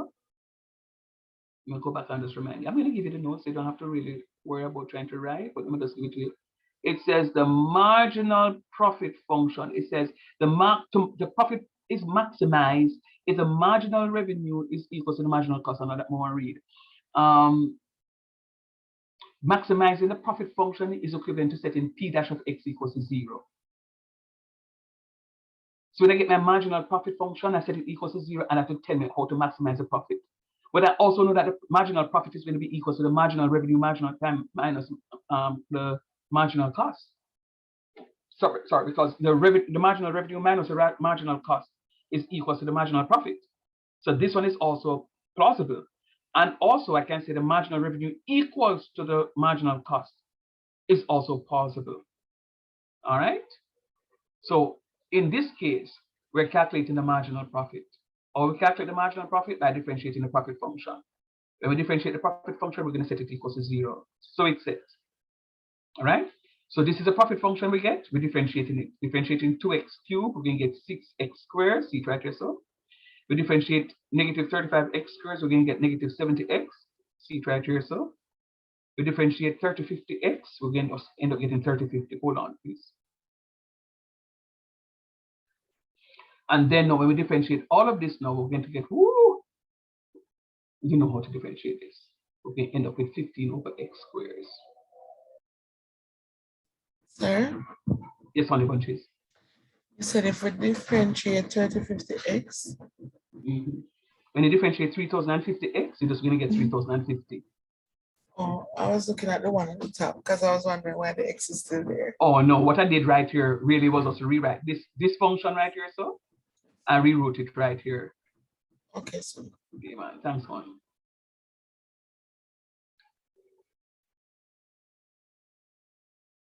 All right, so I'm only left with 3 business calculus students now.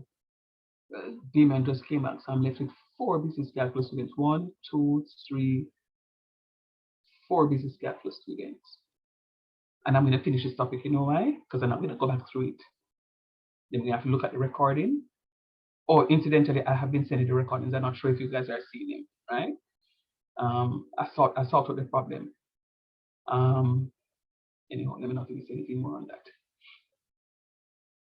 So when I differentiate this, so Laura, see right here, so now I was looking at this here, but so I convert this 15 over x, so 15x to the negative 1 here now.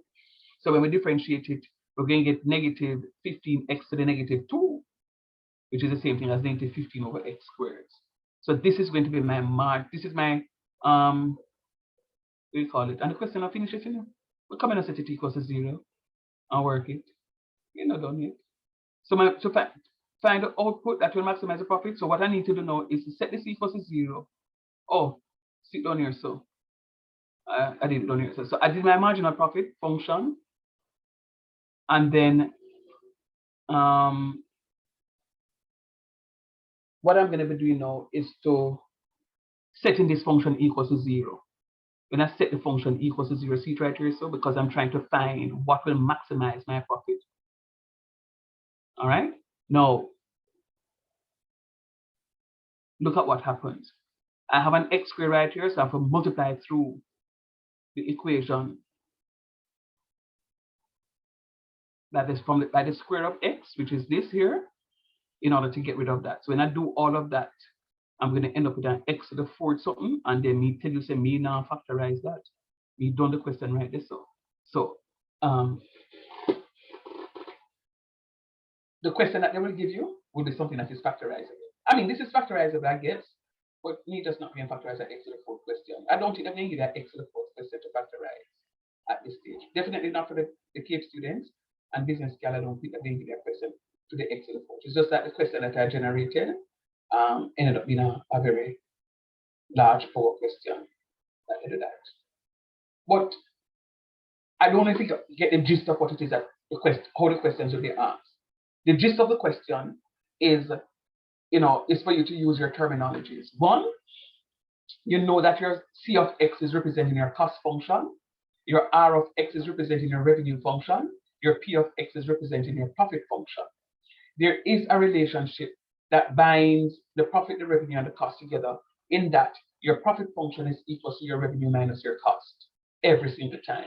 Your profit function is going to be equal to your revenue minus your cost function. All right? Now, one of the things, again, I can say to you is that, there is a demand function. There is a demand function. When things get skyrocketing high, then the demand becomes even greater. So the demand function is going to be the function times X. In order to calculate the revenue function from the demand function, it's going to be your price times quantity. It's going to be your price times quantity. How much the item costs, or the goods cost, or the service cost, times how many items or how many bits of services that I need. So it's going to be price times quantity. So your R of X is going to be equal to your P times X if X represents the number of items. All right? And then, if they give you the cost function, it's not a problem. You'll have the cost function. If they gave you the marginal cost function, it's not a problem, because the marginal cost function would be something that is already differentiated. So if they give the marginal cost function and you no need to find the cost function, all you have to do is to integrate the marginal cost function to get back the cost function. Let me say it again. How do you get the marginal cost function? The marginal cost function is found by differentiating the cost function. The marginal cost function is found by differentiating the cost function. When I differentiate the cost function, I am going to get the marginal cost function. Oh, you know that, sir? Even look at what it is written.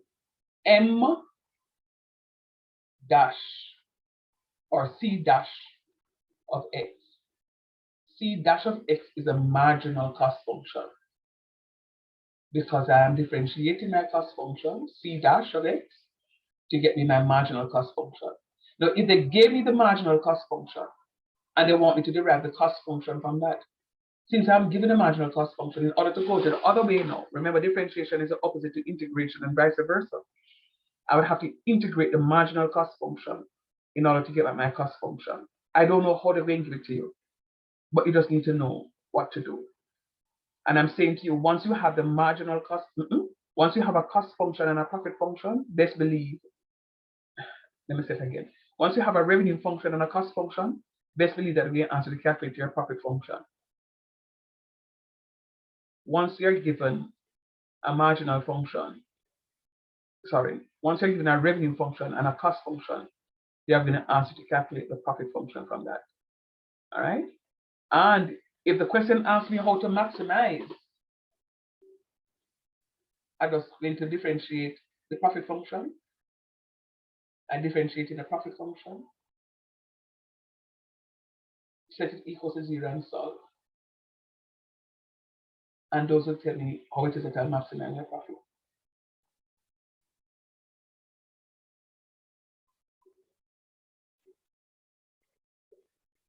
Any questions?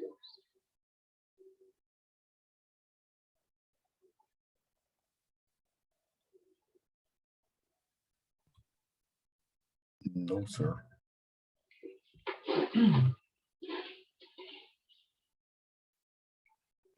Very well.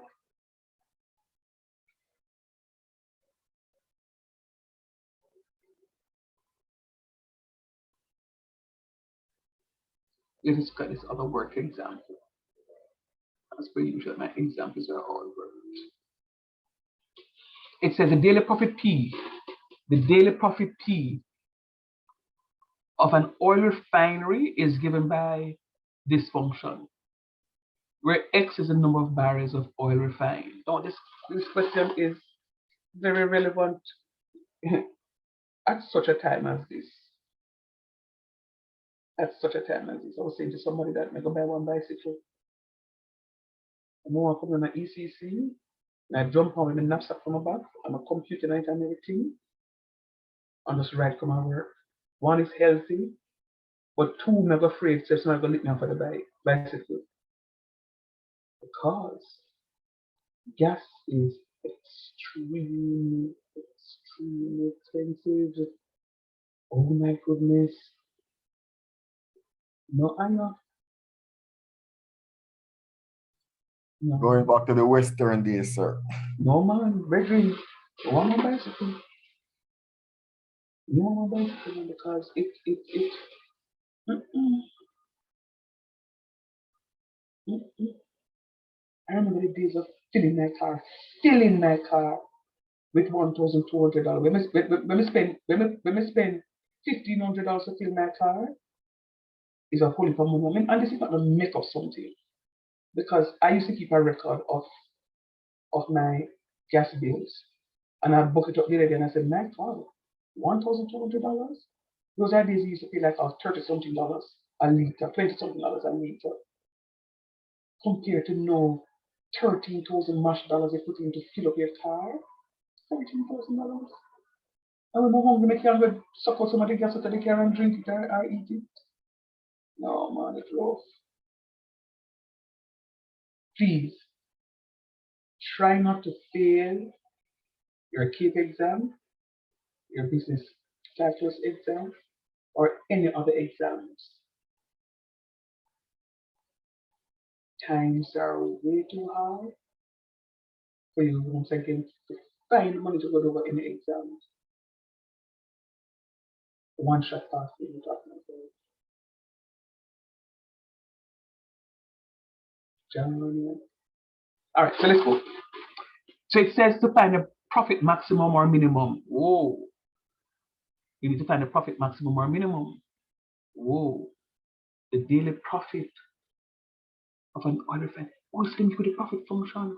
So in order for us to maximize the profit, so you have to find a marginal profit then. Because if I go maximize, I have to find a marginal profit. That's what we'll say. Let's go. So I have to find a marginal profit, so I'm going to differentiate. Remember, when I differentiate my profit function, I'm calculating the marginal profit. So once it is that the question says to maximize, you have to differentiate. So see the profit function given here, I'm differentiating. I'm differentiating dP by dx. I'm differentiating P, the profit, with respect to x. So I'm finding dP by dx. So the differential of 8x is going to be 8. And the differential of this little piece out here is going to be negative 0.004x right here. So, and in order for me to find a maximum or minimum, I have to then set my differential equals to 0. Remember, it's in the handout I'm going to give you, set the differential equals to 0. So I'm going to put all of this equals to 0, bam.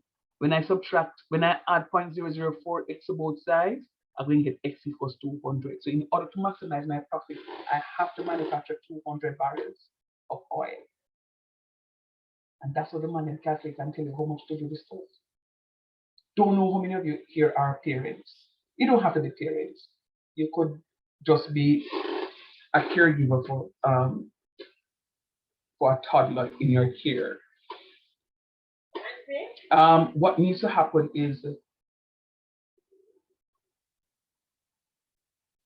when you go to pay less for argument's sake, and you go over the little children and shoes something, sometimes the price of a toddler shoe is the same price as an adult shoe. True or false?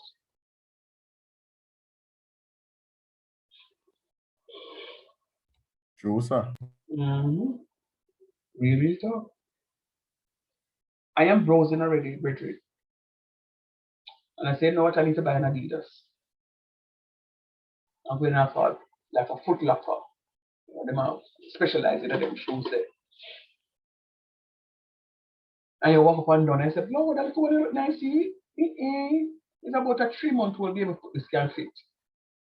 And then I glance at the price. $65. He said, yo. And then you walk back over to the big people something and see the same Adidas for $39.99. So the big people them, and a $60 for them to pick them shoes. So I said, no man, you guys made a mistake. They said, no. And I said, all right, Sean, do your maths. Why is that so? He said, oh. When you look into the whole big Foot Locker, the Foot Locker stores, they're big.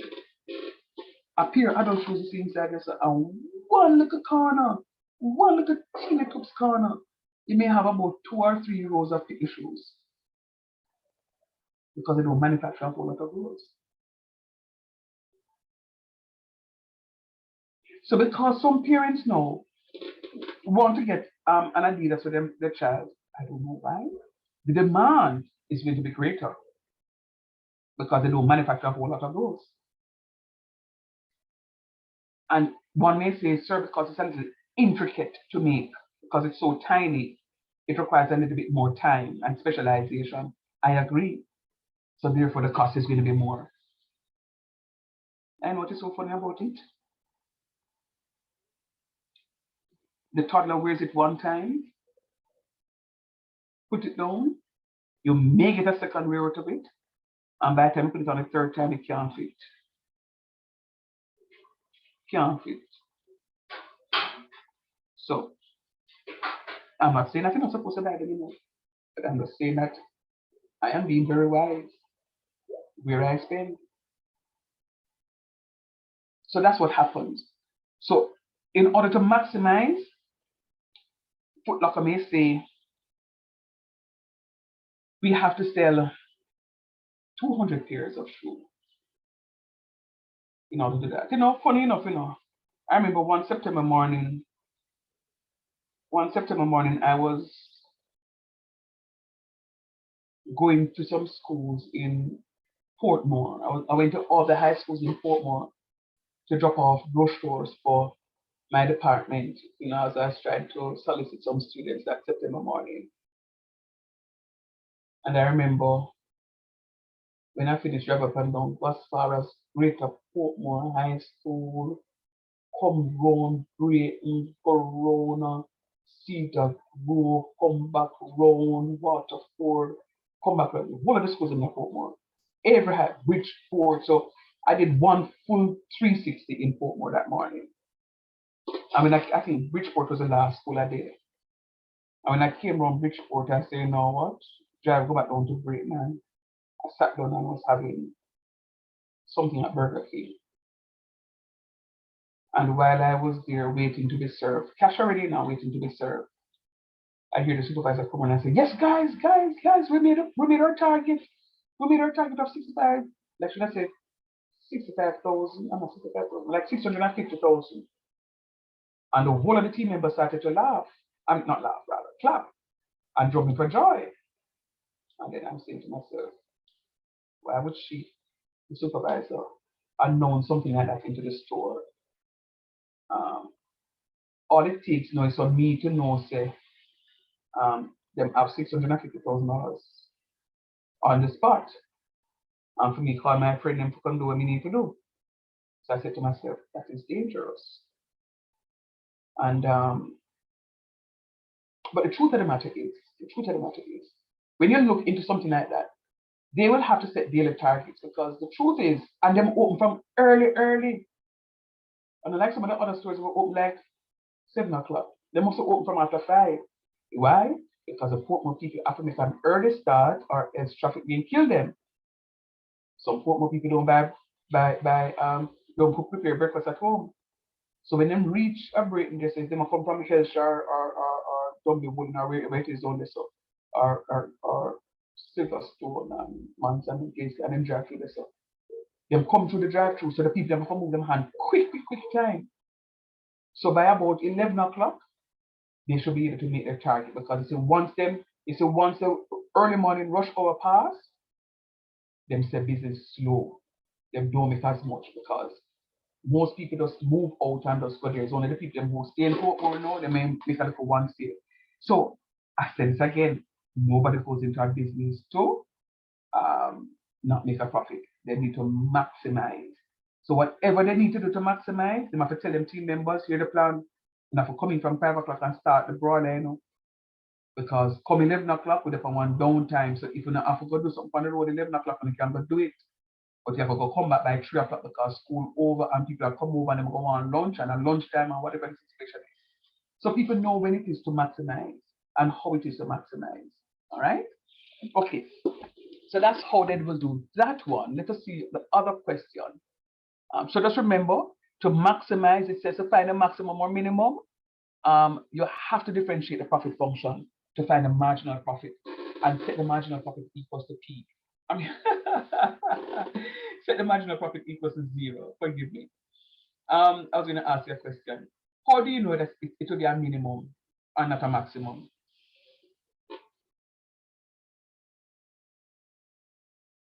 How would you know that you have a minimum and not a maximum?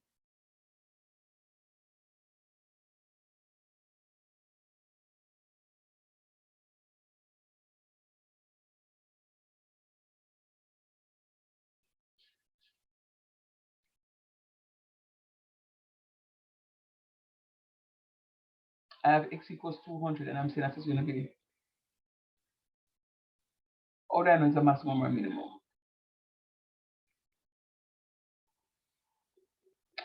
Let's go. I'm teaching myself, so let's continue enjoying my here. I'm going to go and I'm going to be looking at this. Go ahead. When it's positive, it's minimum. Say it again. When it's positive, it's a minimum. Okay, all right, good thanks. So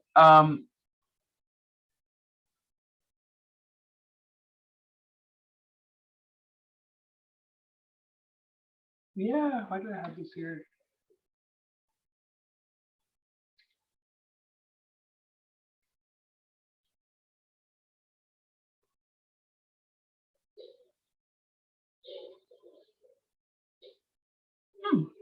So we are going to find the second derivative. We know that the first derivative is going to be equals to dp by dx. This is what we got when we did the first derivative earlier on in the question. So we're going to differentiate the function one more time. We differentiate the function, we're going to get negative 0.04. So it says that since this value here is negative, we're going to have a maximum. Since the second derivative here is negative, we're going to have a maximum. Since the second derivative is negative, we're going to have a maximum. And then now to determine the maximum profit, we're going to go back to the original question, or P of X, which is this here, and the 200 we got as our maximum amount right here. We're going to substitute into that to tell us that our maximum profit will be $800. And that's how it is that we can know from beforehand what our maximum profit will be. We'll know from beforehand what our maximum profit will be.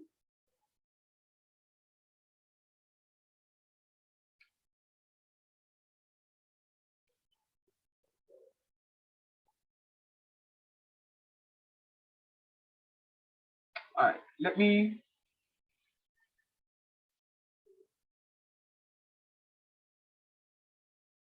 do one more question with you and then we'll call it a day.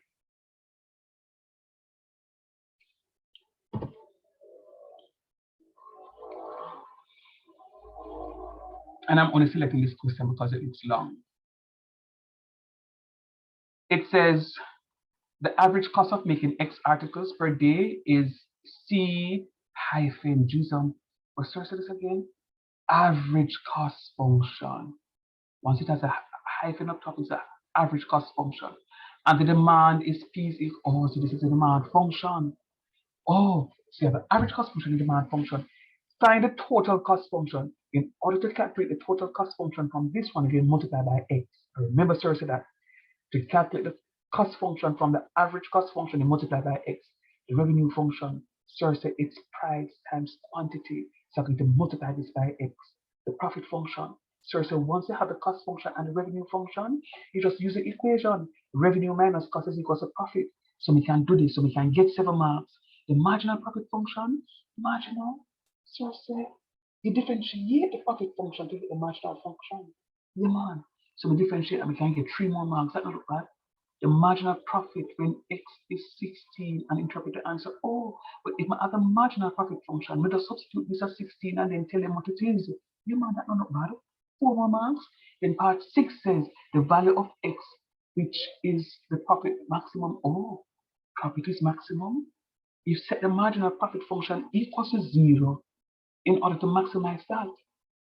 And then you can calculate the maximum profit by substituting that value into the original function. I'm going to do the question, 2, 1, 2, 4, and 3, 7, and 3, 10, and 4, 14, and 3, 17, 90 marks. No, man, that one look like it can work. Let's go.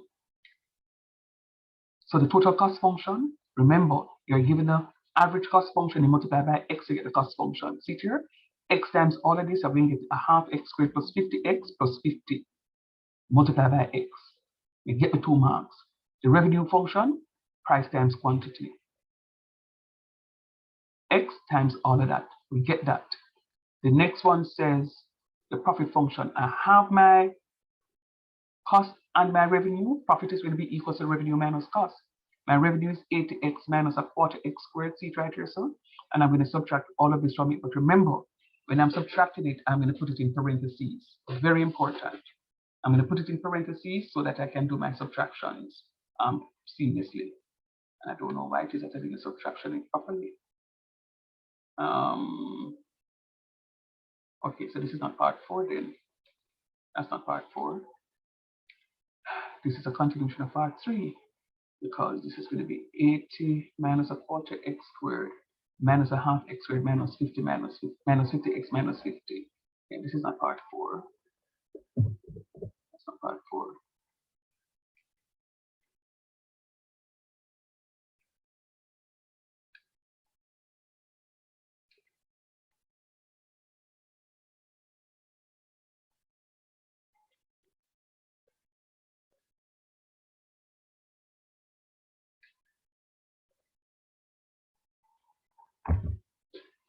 Right.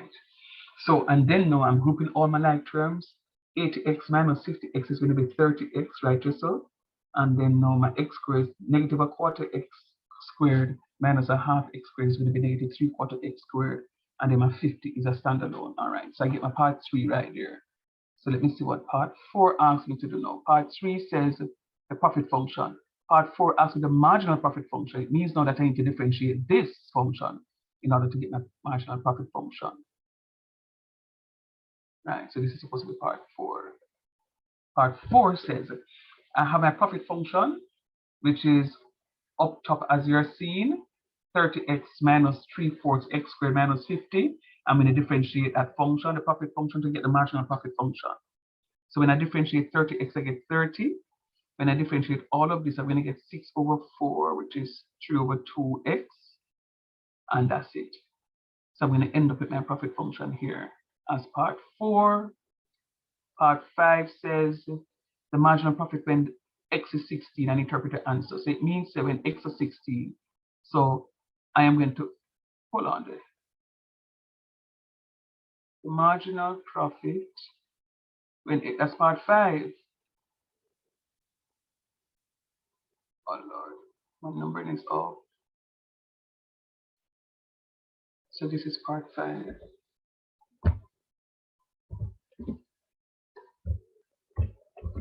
So the marginal profit when x is equal to 16. So and it says to interpret the answer. So this is going to be my profit function is going to be 30 minus 3/2x. See here, so but x is 16.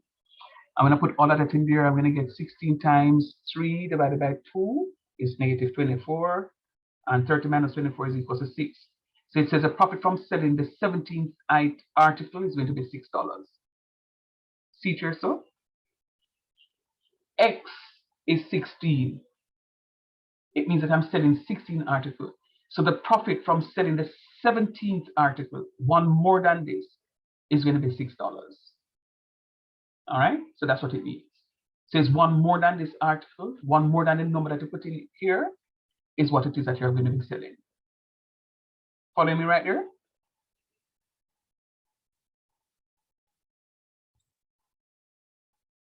Could you repeat, please, sir? So I'm just saying to you, you understand the substitution here, right? Yes, sir. Good. So I'm saying the interpretation.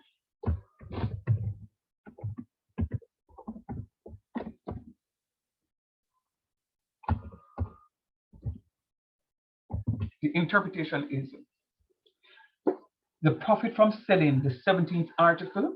We don't know what article it is because I think the question did just say article. The average cost of meeting X articles, right?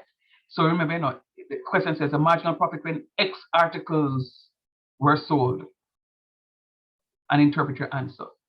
So if I am selling, after I've sold 16 articles, it means that the 17th article, the profit from selling the 17th article will be $6. One more than the number of articles that is sold. So after selling the 17th article, I'll make $6. That's how we calculate the profit at that point. One more than. All right? Yes, sir. Good. And then now, that's part 5. So quickly we'll run through the question. It's not difficult. Part 6 says the value of X for which the profit is maximum.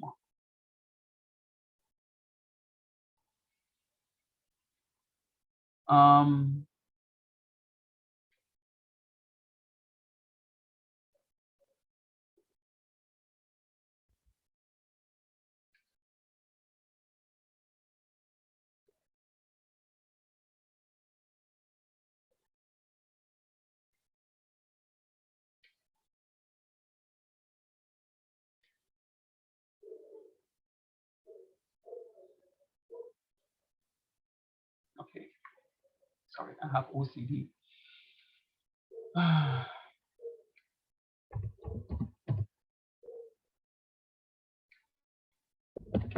All right, so to maximize the profit, we're going to set the marginal profit function equals to 0. Remember, to maximize the profit, we set in the marginal profit function equals to 0.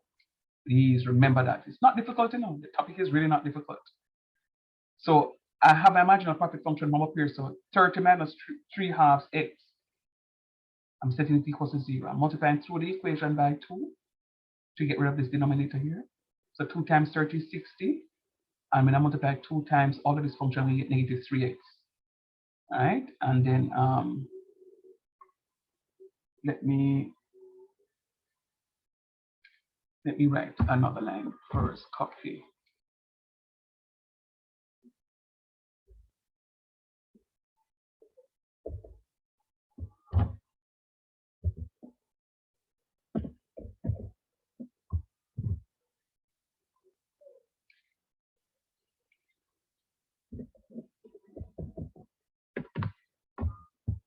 Right?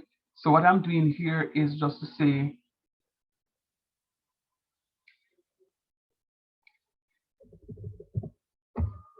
is just to say 30 is, I'm adding 3/2, 3/2x to both sides. So I'm just going to, so when I do that, I'm going to end up with 30 equals 3/2x, and then I multiply both sides by